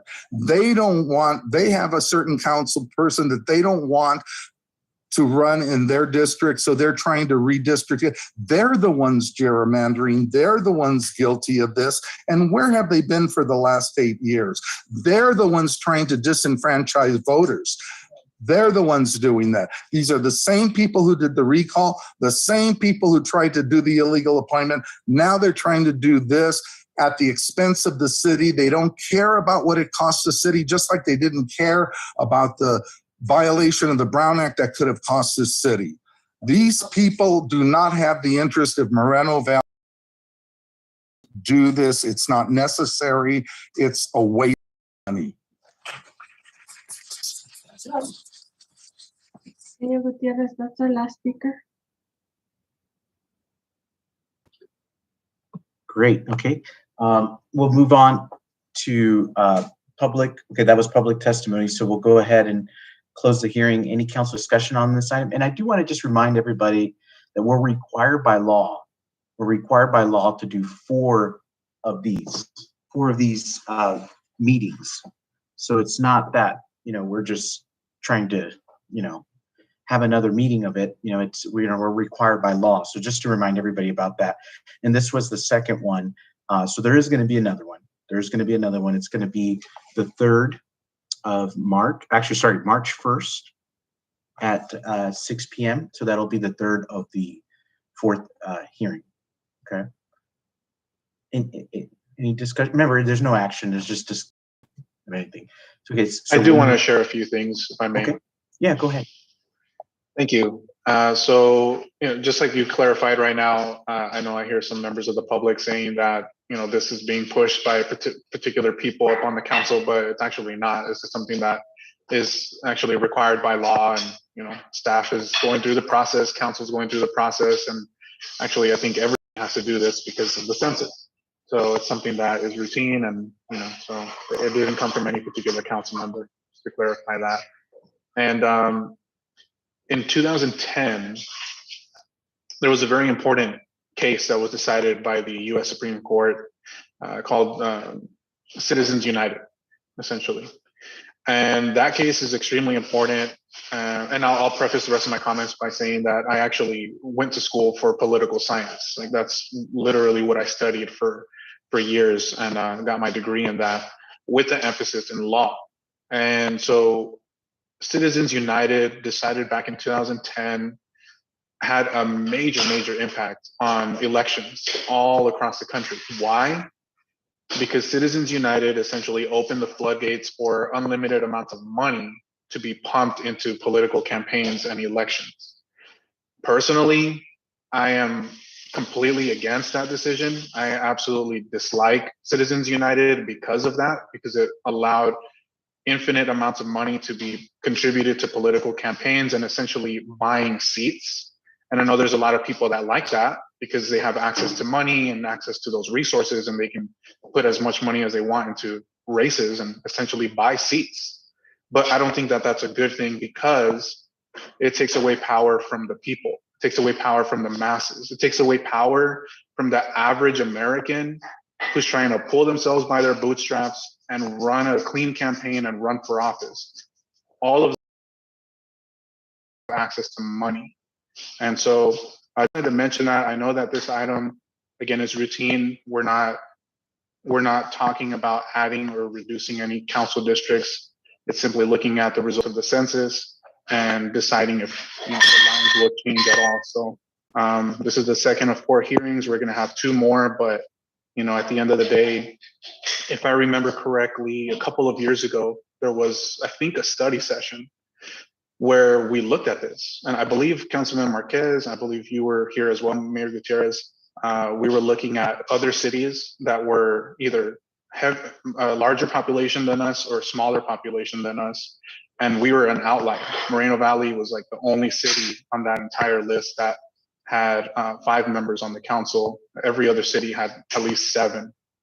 So I do remember that. But, at the end of the day, I think it's important to create those opportunities for, your average American to be able to run for office and have a real opportunity without having to raise tons of money. So I'll leave my comments at that. All right. There's no further comments. We'll just go to item F2, which is public hearing of resolutions of the City Council of the City of Moreno Valley adopting the Development Impact Nexus Fee Study Update and adjusting the Development Impact Fees.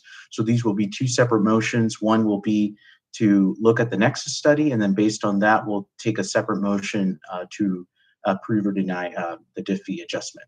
Okay, we'll have a report from our Public Works Department.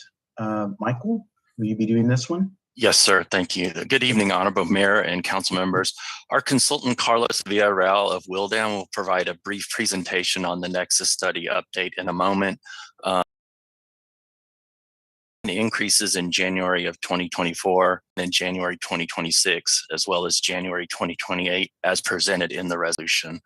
At this time, Carlos will provide his brief presentation on the Nexus study update. Thank you, Michael.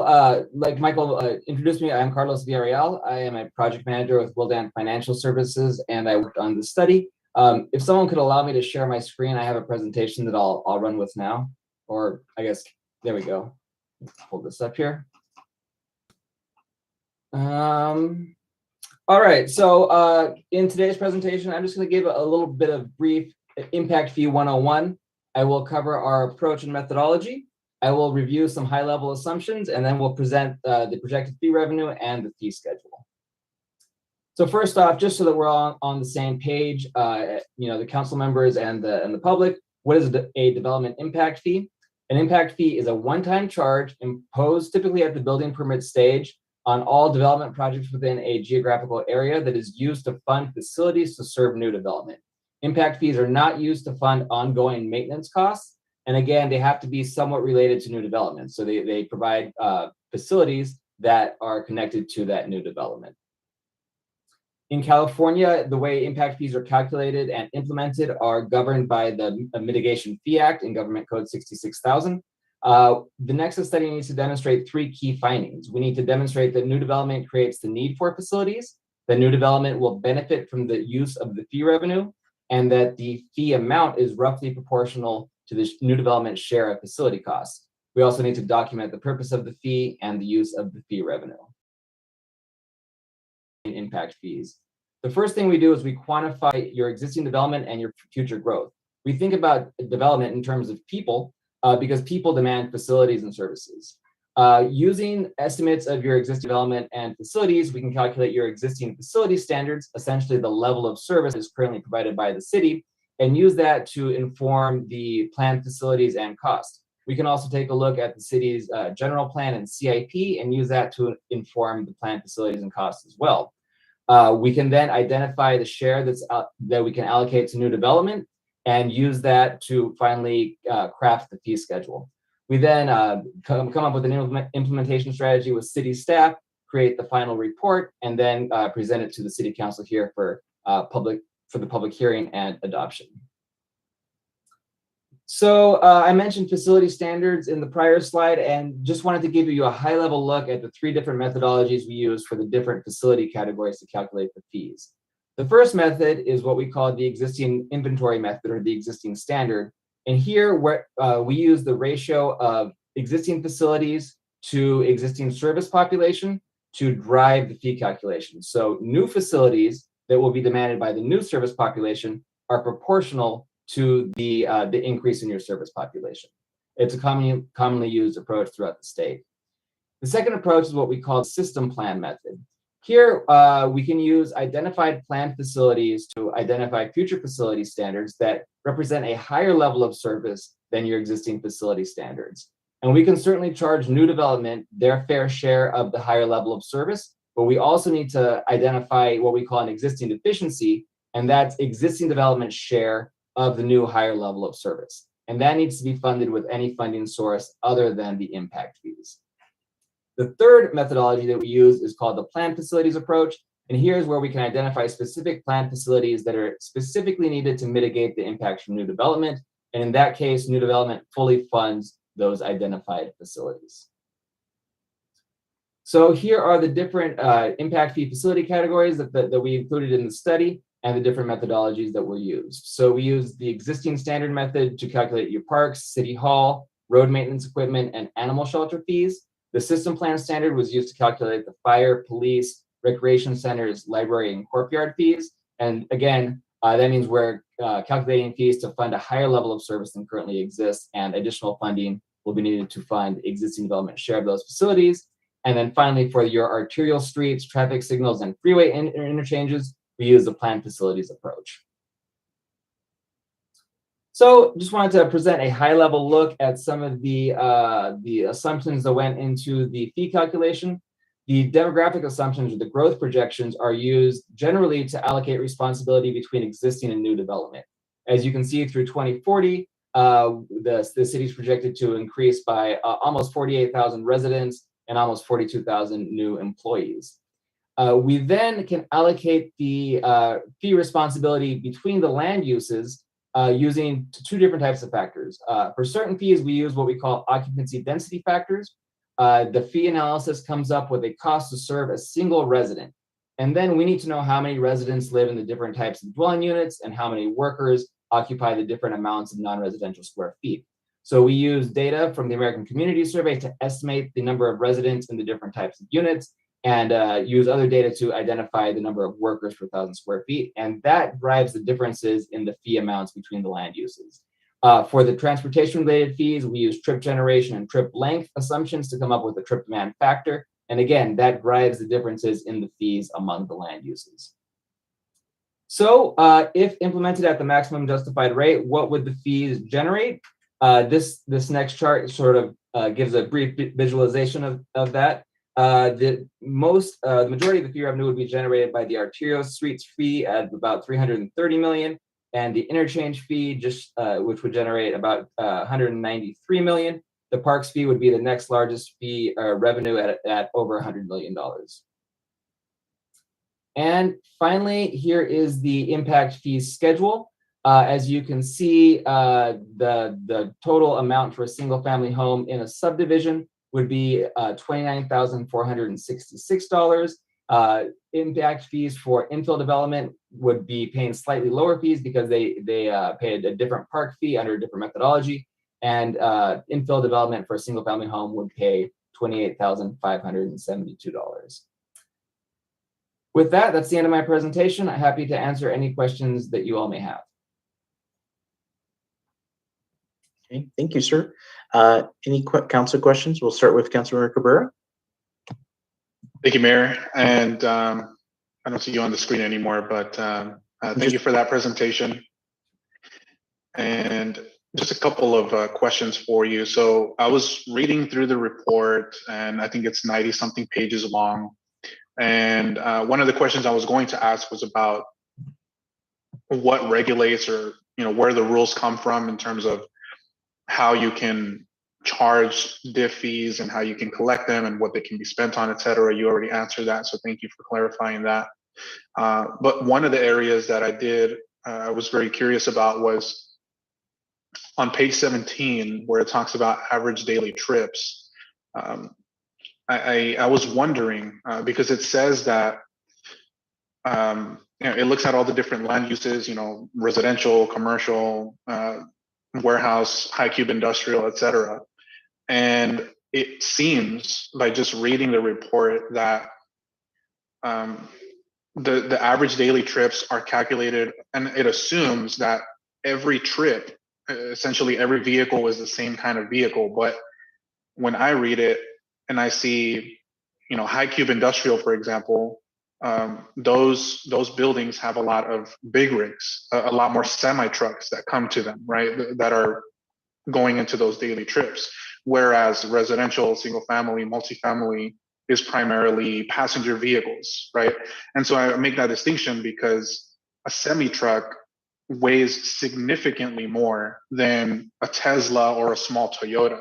So my question is, the average daily trips and all the calculations that go into that, does that account for the different type of vehicles, or does that just assume that every vehicle is essentially the same and it just looks at the number of trips, period? Yeah, so it does not account for differences, like you mentioned, in truck traffic, which, like you mentioned, are exponentially heavier or not exponentially heavier, but degrade the roads at an exponentially faster rate than a car does. The thing to keep in mind here is that the fee is paying for the expansion or capacity expansion of the roads, and really the degradation of the roads once they're built is more of a maintenance issue. And so the maintenance of a road, so a road that has degraded and just repaving or doing a slurry seal or something like that, that is not something that can be funded through the impact fee. So it's not appropriate to take those types of calculations into consideration. Yeah, definitely. Thank you for clarifying that. And hopefully one of our assembly members or state senators can introduce some kind of amendment to that legislation, because I think it would help a lot of jurisdictions if we could spend some of that diff for roads, for example, on existing infrastructure. But thank you for clarifying. Another question on page 19, planned facilities. It has a chart on there where it shows totals for east-west arterials and north-south arterials. The east-west arterials is around $185 million. Northwest arterials is around 238 million. So I was wondering if I could get some clarification. Are those numbers for roads that the city is anticipating to build starting today moving forward, or do those totals include, existing infrastructure? Because that seems like a really, really large number. And, the city's almost completely built out, but it's quite possible that that amount of money is for the roads that are to come. So can you maybe clarify that a little bit, please?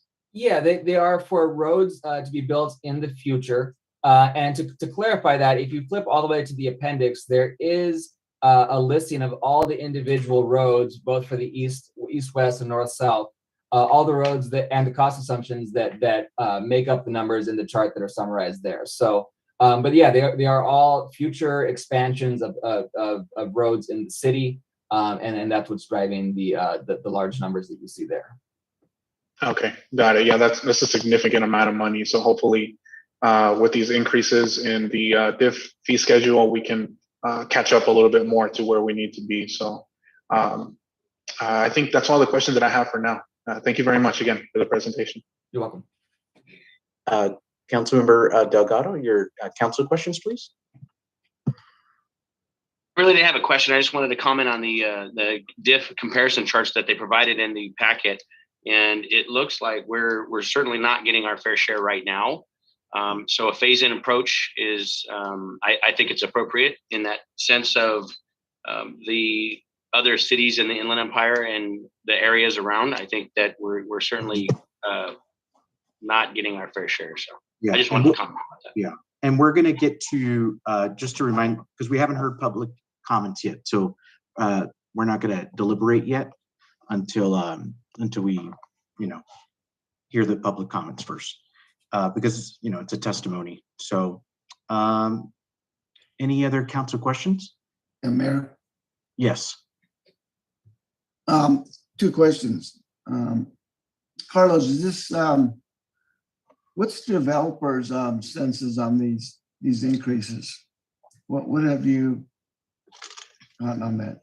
Yeah, so I have not spoken with developers on this particular study. Typically, developers do not like fee increases, but I don't know if there's any developers on the line. They would probably be more appropriate to speak to how they feel about them than I would be. Oh, okay. That's the only question I have. Thank you. Sure. Great, thank you. Okay, we're now going to go ahead and open the hearing. I now open the hearing, and we're going to go ahead and go with public comments. Madam Clerk, can you tell me how many speakers we have on this one? 5. Okay, we'll go ahead and call 3 of them at a time. And then just a friendly reminder, it does have to be about this item, okay, because this is a public hearing item. Okay, and we'll do 3 minutes. It's Roy Bleckert, followed by Joanne Stephens, Luis Palomares. Okay, good evening, Roy. Mr. Bleckert?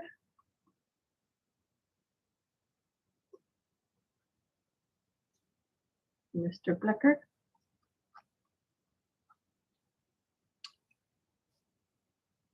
Okay, looks like, is he still in the?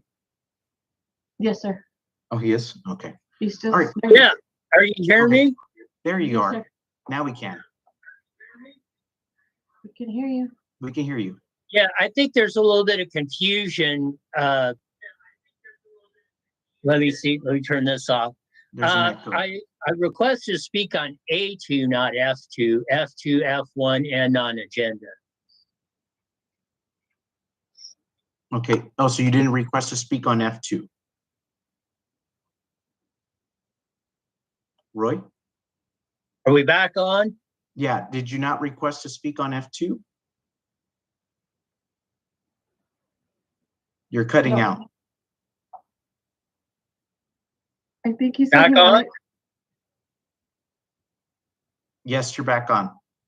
Oh, I think there's some confusion. Yeah, this another thing about the Zoom meetings, but I think there's some confusion. I want to talk on A2, F1, and non-agenda. I don't have anything to say on F2.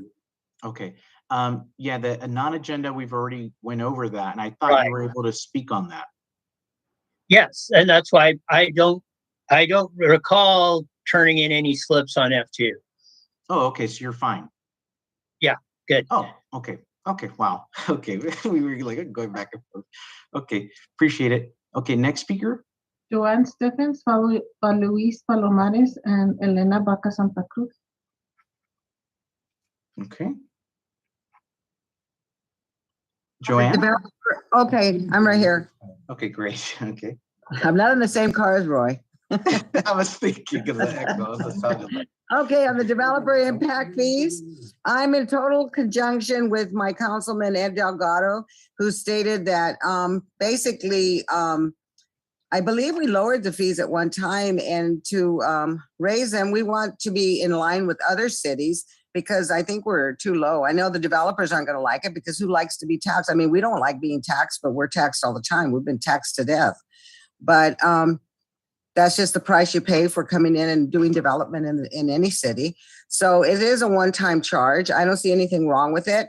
I think it should go forward, and let's just, get this done and over with. Just like I said, we should kind of get rid of some of these other things that don't even need to be done. But I do believe that we need to raise the fees. Other cities are a lot higher than we are, and I think we need to be get our fair share. So that's all I have to say. Great. Thank you. Next speaker. Luis Palomares, followed by Elena Baca Santa Cruz, and Tom Gerald is the last speaker. Luis Palomares, community activist. I agree with our council member Ed Delgado. We need to get our fair share here. And also, like Joanne said, nobody wants to get raised taxes, but look, or more fees, but they just raised us a penny on our taxes, going to start sooner than later. But also also I believe Riverside and Paris are higher than us. So hopefully we just stay right about under that, and I think that'd be good. Thank you. That's all I got to say for you. Okay. Elena? Good evening, Mayor. My name is Elena Baca Santa Cruz. I'm a candidate for District 1 City Council. And I just want to also say the same thing. I strongly support the raising of the developer fees to match the city of Riverside. These fees have not deterred growth in other parts of the county, and it certainly will not in Moreno Valley. These fees do allow us to provide future infrastructure to make sure that we have the parks and trails for our residents to enjoy, and to ensure that we have funding necessary to provide public safety and improve our quality of life. So I remember back when Tom Obings was the mayor, and he reduced the fees to bring in business to Moreno Valley. So, I've been involved a long time, and I continue to watch this, and I do support the current idea of raising these fees up. So thank you very much. Okay, Tom Gerald. Mr. Gerald? Okay.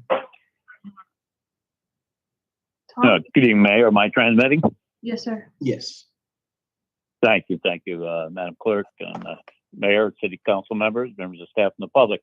Now, this is a subject I do know a little bit about. I come from the building and development background. I started pounding nails way back in about 1969 in California as a union carpenter, and spent about 10 years in the field, and then later I went into upper management, forward planning.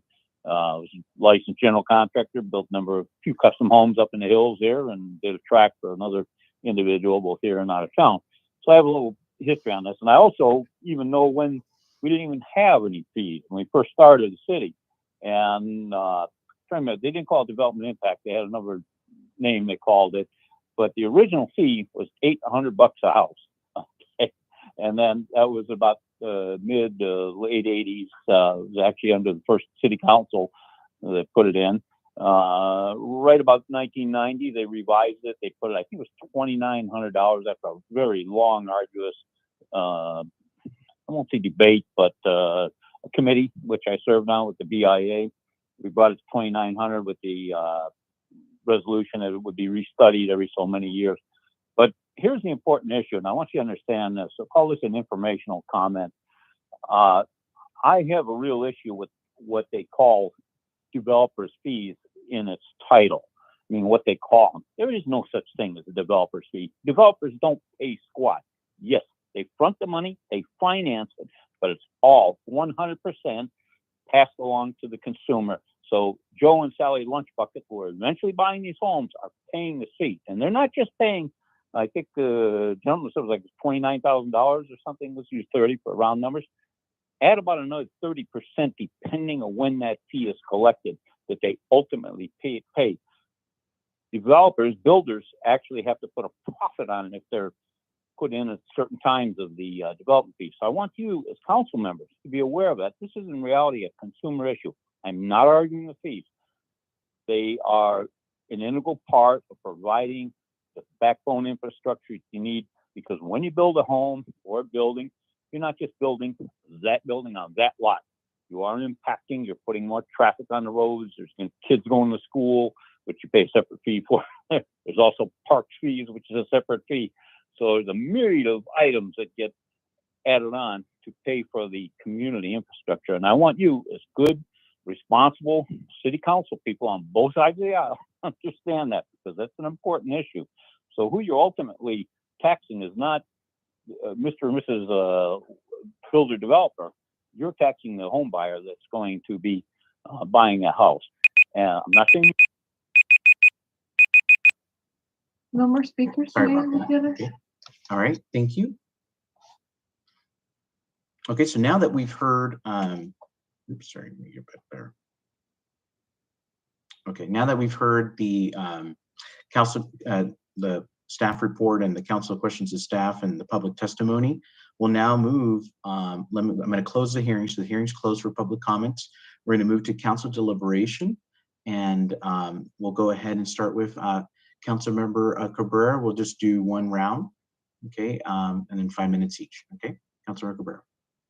Thank you, Mayor. And I appreciate Tom for clarifying that you are a fellow, carpenter, construction worker, as am I. I have personal experience, cutting those checks to whether it's a city or a school district, and it hurts sometimes, but it's part of the process. You have to pay back to the community to make sure that the cities and the residents ultimately are getting the facilities and the services that we all need. So, I appreciate staff providing the comparison. It's something that I had asked for so that we can compare the diff fees that Moreno Valley is charging compared to all of our surrounding cities like Paris, Banning, Beaumont. So thank you for putting that together. Really, really appreciate it. And, one area that just stands out to me in particular is that high cube industrial. And even with the increase that's being proposed on today's agenda for high cube industrial, even with the increase, we're still going to be lower than cities like Banning, Beaumont, and Paris and Temecula. But Banning, Beaumont, and Paris, I want to point those out in particular because those three cities have significant, I should say Paris does, but those three cities have higher diff fees than we do, yet they still have a lot of industrial development going on in their cities. So I think that the next time around when we're looking at these diff fees and coming back eventually sometime in the future to change these fees, I want to make sure that we're looking really close at those, because we need the fire engines, we need the fire stations, we need the services for police, and et cetera, and a lot of that, paying for the police station comes from diff fees. So we need to make sure that we're getting our fair share, because for the past several years, Moreno Valley has not been doing that. And on top of that, another thing that is separate from development impact fees, but is also a fee. I know that the city of Paris, for example, they, above and beyond the diff fees, they also charge fees for maintaining their existing roads. And I think in the recent past, we did something very similar, creating new community facilities districts and other things. But I know that the city of Paris also has a fee for public art, for example. And, that's how they're paying for a lot of these murals. And you see cities like Riverside, they have a ton of art everywhere. And Moreno Valley, we don't really have things like that, in terms of beautifying the city and really increasing the pride. So, I just want to make sure that we're looking closely at those moving forward. But I think that tonight's item is a very good step in the right direction. I think this is desperately needed so that we can get more money into our coffers and further provide the services that our residents need. So I'll just leave my comments at that. Thank you. Okay, thank you. Any other council members that'd like to make comments? Yeah, Mayor. Okay, Councilor Marquez. Yeah, I think this is way overdue. We don't keep up with the times, and by the time we realize that we're behind, we try to push it hard. So you get these developers that come in and says, "Oh, Moreno Valley is too expensive to build." Well, it's not true. You need to keep up with the times, and this is way overdue in my books. Even though the developers are going to come in, they're gonna put the cost on the buyer. That's what they're going to do, but they're going to complain because they're not making much more money because they can't put that much more on a buyer. But I'm glad to see this, and we continue doing this and stay up with the other cities, be competitive, because we have the land to do this. A lot of cities don't. So I'm glad we're able to do it, and I hope my colleagues sound like my colleagues are going to approve of this tonight. Thank you. Okay, thank you. All right, any further? Not, then I'll go ahead, and there's two motions, just so you know. The first one is just to approve the Nexus study, so let's do that, and then we'll go to the second motion is if it's approved, then we'll approve this resolution. I approve. To adjust. So I make a motion to entertain a motion to. I'll second. Motion, Councilor Marquez, and second by Councilor Delgado. Okay, Madam Clerk, go ahead and please vote. Councilmember Marquez, This is recommendation number 2. Councilmember Cabrera, Yes. Councilmember Delgado, Yes. Mayor Gutierrez. Yes. Okay, motion Motion passes. passes. Great. Okay, now I entertain a motion by council to approve staff's recommendation number 4. I'll move to approve. Second. Okay, motion made by Councilmember Cabrera, seconded by Councilmember Marquez. We'll go ahead and call for the vote, Madam Clerk. Thank you. Councilmember Marquez, Yes. Councilmember Cabrera, Yes. Councilmember Delgado, Yes. Mayor Gutierrez. Yes. Motion passes 4 ayes. Thank you. Okay, thank you. We now move on to item I, which is reports. And we have 3 reports actually from Councilmember Delgado, and then 1 report from Councilmember Marquez. We'll start with Councilmember Delgado, and if you want, just go ahead and take it away to the other reports. Thank you, Mr. Mayor. Tonight I'm providing updates on the March Joint Powers Commission meeting held on February 9th. We heard updates about development activities. So far, the March JPA developments have created more than 10,300 jobs, and they are still growing with several hundred acres available for mixed-use commercial, office, and industrial projects. We also heard an update about airport projects, including a master plan effort to define capital improvement needs, as well as prospective businesses that are considering leasing aviation manufacturing space from the JPA. More to come on that soon. That concludes my report. Oh, 1 second. Can we have everyone please mute their mics? Thank you. Appreciate it. Okay, sorry about that, Councilor Delgado. No worries. That concludes my report on last week's JPA Commission meeting. Next, I will be reporting on the WRCOG Executive Committee meeting that was held on February 7th. The WRCOG Executive Committee approved a new program for WRCOG to provide direct technical assistance to cities through a state grant program.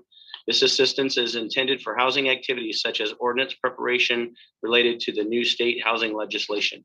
That concludes my response for Executive Committee for RCOG. And my last one is from Riverside County Transportation Commission, RCTC. At the February 9th RCTC Commission meeting, the commission approved an update to their right of manual, additional projects to receive SB 821 bicycle and pedestrian facility funding, and funding for the I-10 bypass project.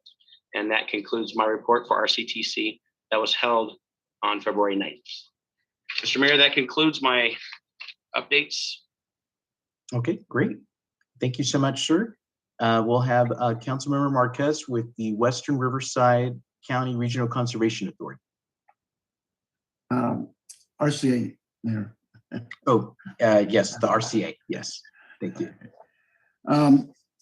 Directors meeting on February 7th, the Board of Directors denied the city's request for a free credit for the World Logistics Center. The board, however, directed staff to develop a new fees credit policy for off-site conservation for consideration by them at a future date, which could accommodate this kind of request.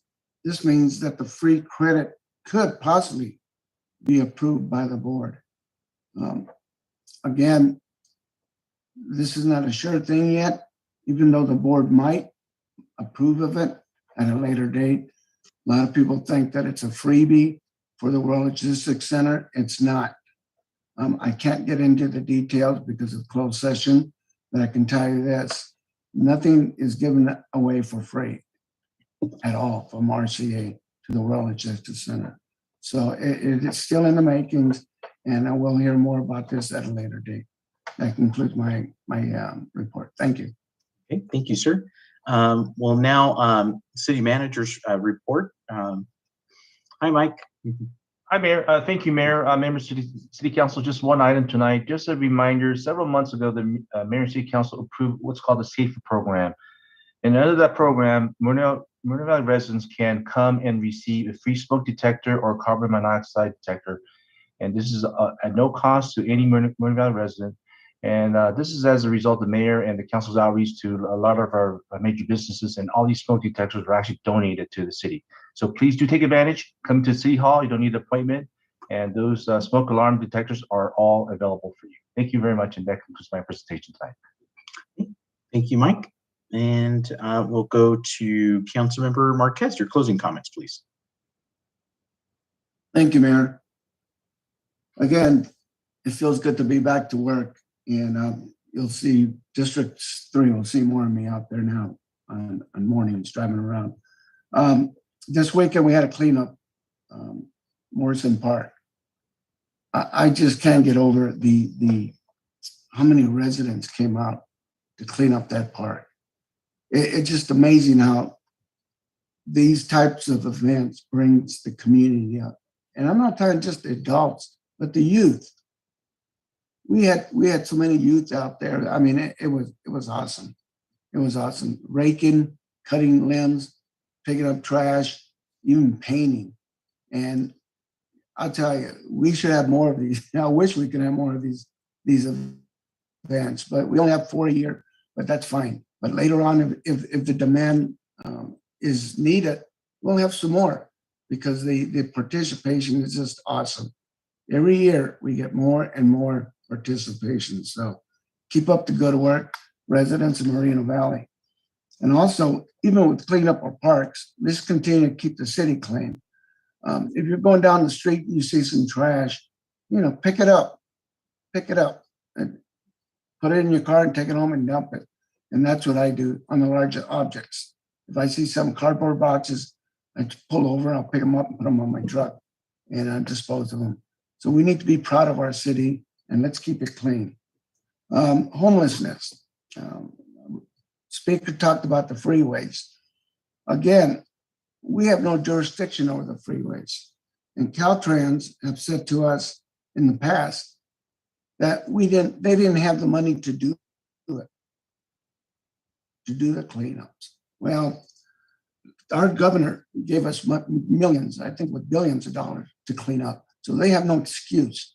So I'm not going to let up on Caltrans, as I've done in the past, making phone calls, making calls to Sacramento. Now, there's no more excuses. We have the funding, Caltrans does, to clean up these freeways and get the homeless. Yes, they might move from one spot to the other, but if we continue to move them out, clean up our freeways, they'll get tired and move elsewhere, hopefully out of the city.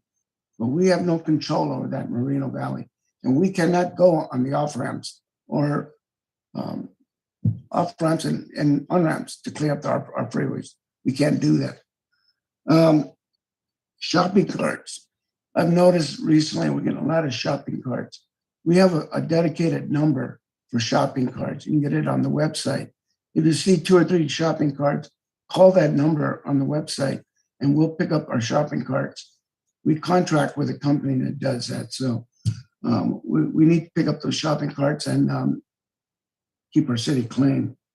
Potholes, I've noticed now that I'm not going to say the rain's over, but if you see a pothole, again, we have a landline dedicated number to call for potholes, or give me a call and give me the location and I'll get those potholes filled. We are working on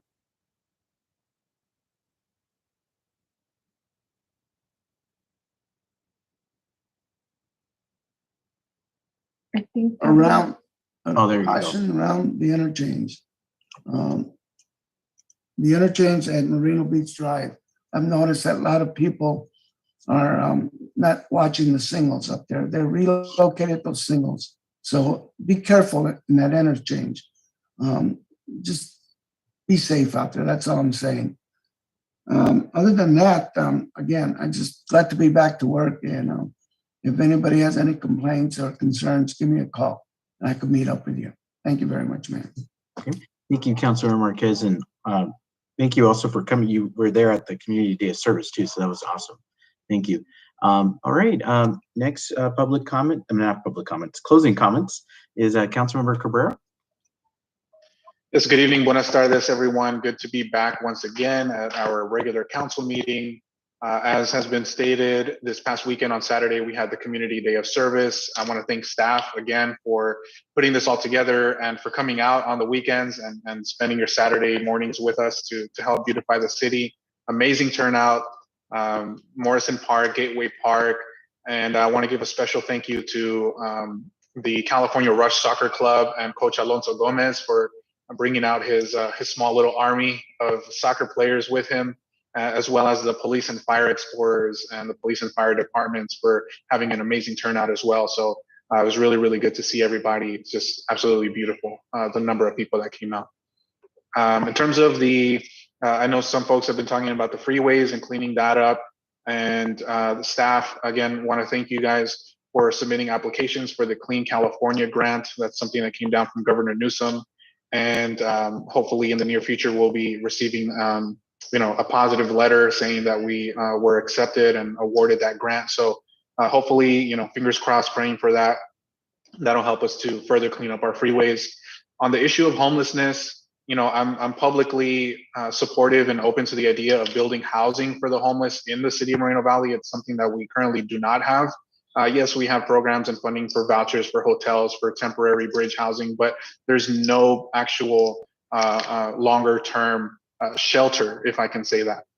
City of Riverside has a ton of shelter beds. City of Moreno Valley has zero shelter beds, but we're the second largest city in the county. And so, I'm openly supportive of funding some kind of project, even if it's just a pilot project where we start with 10, 15, 20 units for the homeless, but there have to be requirements. It's not just a complete freebie, right? Some of these requirements would include that participants have to have employment or actively seeking employment. They have to enter into drug rehabilitation programs and into mental health services as well. So there has to be some requirements. We can't just allow anybody, because then, homeless folks, I think, from other cities will just flock to Moreno Valley to try to get a free bed. But if there's any colleagues here on the council that would, that would be interested in helping and joining me to bring this to fruition, I would 100% welcome that idea. So definitely would be proud to work on that. I want to thank Fred Bañuelos as well for mentioning the mosquito issue at the last council meeting. I did ask staff to reach out. So I know that we're working on that. We opened up a CRM and we're working with the various county agencies to address it. It's a big issue in that area over by LaSalle Sports Park, because there's that water treatment facility. But thank you for bringing that up, Fred. We'll make sure to stay on that and mitigate that problem. Also, happy belated Valentine's Day to everyone, especially, all the mothers and the daughters and everyone out there. Happy belated Valentine's Day to you. It was extra special for me personally because my son Osias turned 4 months yesterday. You might be able to hear him crying in the background. He just got his shots today, so he's a little fussy, but a happy belated Valentine's Day to everybody. Paris Pavilion Food Court, grand opening after a long time. Finally did the ribbon cutting for that last week in District 3, Councilmember Marquez's district. So congratulations to the business owners there. For those who are looking for new restaurants to eat at, there's Fufu's, there's Lemon Tree Sushi and Ramen, and a ton of good stuff. On the same note, Mike Lee, city manager, recently announced in his economic development report that the city is going to have a Texas Roadhouse coming soon, right next to the mall at the old Outback Steakhouse. So that's exciting news. Also, Raising Cane's is coming soon. Sprouts Market is coming soon as well. So keep an eye out for that. Tomorrow I have a ride along with our commercial enforcement team with the police department. They're the folks that are out there on a regular basis, making sure that semi trucks and big rigs are staying off of roads that they shouldn't be on. So definitely looking forward to that. Also, just want to mention a few things here. I know some folks are bringing up things about discrepancies and campaign contributions from years ago, and that I reached out to Renee Ramos to run for District 1. Complete lies, so anyone that cares to look into that, please do so. But they're all complete made up lies, and this is silly season. People are running for office and they'll do anything to smear people. So those are complete lies, but I felt like I needed to finally address that because I can't just stay quiet about it. So at the center of it all, is my faith. I know it's usually not, the most orthodox thing to do and to speak about, Thank you. Just real quick, just another 30 seconds. But at the center of what I do in my service for the public is my faith. And I've never shied away from talking about that, talking about my faith. And so, in everything that I do, when those election results come out, I always just pray, not that I win, but that God does what he wants to do, right? If I win, I win. If I don't, I don't. At the end of the day, I'm going to keep helping as many people as I possibly can. So with that, I want to wish you a good night, stay safe, and we'll see you at the next meeting. All right, thank you. Councilmember Delgado. Good evening. Last Wednesday. What's that? It sounds like I don't know if it's the audio or it's my audio. Oh, here, can you try again? I'll try again. How's that? Oh, yeah, a lot better.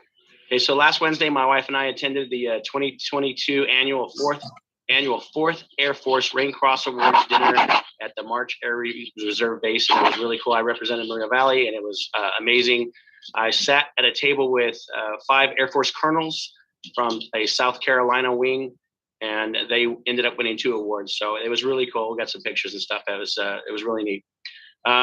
Yes, like Councilmember Cabrera said, we're getting the Texas Roadhouse. So the first thing I said is, hey, what about PF Chang's? And everybody looked at me like, dude, we just got this.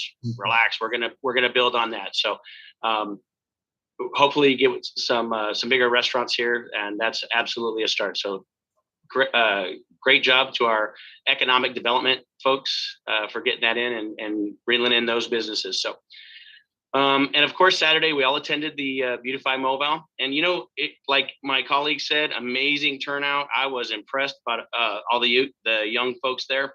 But what I was most impressed about is our current staff on an everyday basis. Those parks were not that bad. We did a deep dive into painting curbs and parking spots and stuff like that. But those parks are maintained all year round by our folks, and they looked amazing. And obviously, we go in there, we put mulch and make it better, and we paint it to make it better. But on an annual basis, we're only there 4 times a year, and on an annual basis, these guys are out there the other 361 days taking care of our parks. So kudos to them, the city managers folks, for doing that. And I don't know, I do see a problem with the Caltrans and the homeless issue, but I've been talking to Emily from Caltrans, and Tony's the boots on the ground, and Emily's his boss. They're really trying, but it's like whack-a-mole. It is. It's like Councilmember Marquez said, they're on one side, we move them off, or Caltrans does all this, and we can't touch them, but they move them off, and then they go to the other side on the other street, and it's like whack-a-mole. But I will tell you, they've done a really good job of trying to get ahead of that whack-a-mole. So, there's evidence of that at the Home Depot park and ride. They got rid of the 3 cars that were there for 2 weeks, 2 or 3 weeks. And those guys don't make any qualms about making a mess around their cars. So I really have to give a little bit of credit to Caltrans. They're stepping it up a little bit. So hopefully by the pressure that all of us are putting on them and the working relationship we're building with them, not just, hey, why aren't you guys doing this? But hey, let's work together on this. What do you need from us? So, because when they do leave the Caltrans property, they become ours. So I'm going to continue to work with Emily and Tony. We're all going to continue to work with them, but to get that done. So we've had 6 new employees with the city. So congratulations and welcome aboard to them. And we had 2 promos. We had Kimberly Janiminian and Angel Gutierrez. So congratulations on your promos, and I'm sure there'll be more to come with the increase in staff that we're looking for. And the last thing I have, guys, is we continue to hear from citizens of Moreno Valley about issues that you would like to see addressed. So no matter what district it's in, we're all one big city. Please contact your councilman or the mayor, and we'll address your issues. It might not be exactly what you want or at the speed that you want, but we're certainly here to serve you. So, and the last thing as a reminder, be kind to one another, and we'll see you in a couple weeks. Okay. Thank you so much, Councilmember Delgado, and definitely we're here to serve our residents of our city. Definitely agree with that. In fact, the Community Day service was so well attended, like all of you mentioned. I was so happy to see all of the kids and really the staff that was there too during this President's Weekend, Super Bowl weekend, you know, when they could have been doing other things as well. So thank you, kudos to Mike and Pat and for your team and Steve as well. Do want to mention to everybody that we do have our community garden actually coming up on February 23rd, which is at 2 p.m. And this is a community garden which is going to be located at the Conference and Recreation Center right behind it. It's going to be open to the public where we can educate our folks about the environment, climate change, gardens, how to do all of that I don't know how to do. Okay, but you know, we'll make sure to educate folks about that, and it's going to be a great opportunity, especially for the schools and stuff like that. So I think that's going to be wonderful. As mayor, last week I had the opportunity to sign several resolutions. One was the $50 million road repavement that the city council approved. Very excited for that. Our streets really need it. We've been hearing from so many residents. I hear you, we hear you, and I'm very excited that we're going to be repaving those streets this year. Also signed as a resolution, the $5.5 million public safety improvement as well. So that's going to include a fire squad, an additional fire squad, more boots on the ground, and also more code enforcement officers to help with public safety. So really excited about that. And like others mentioned, there's great development happening in our community. Please support our local businesses. Word of mouth is the best way to do that. We have the new Paris Pavilion, as was mentioned before. Fufu's is really good food. I love that place. And also do want to remind everybody that the Texas Roadhouse is coming. So I'm really looking forward to their food, especially those biscuits that they provide, the dinner rolls. They're really good. Just looking forward to them. And do want to address the Zoom meetings as well. The Zoom meetings were put in place for safety.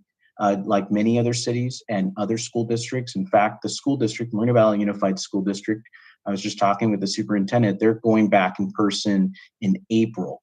I believe it's mid-April, somewhere around that time.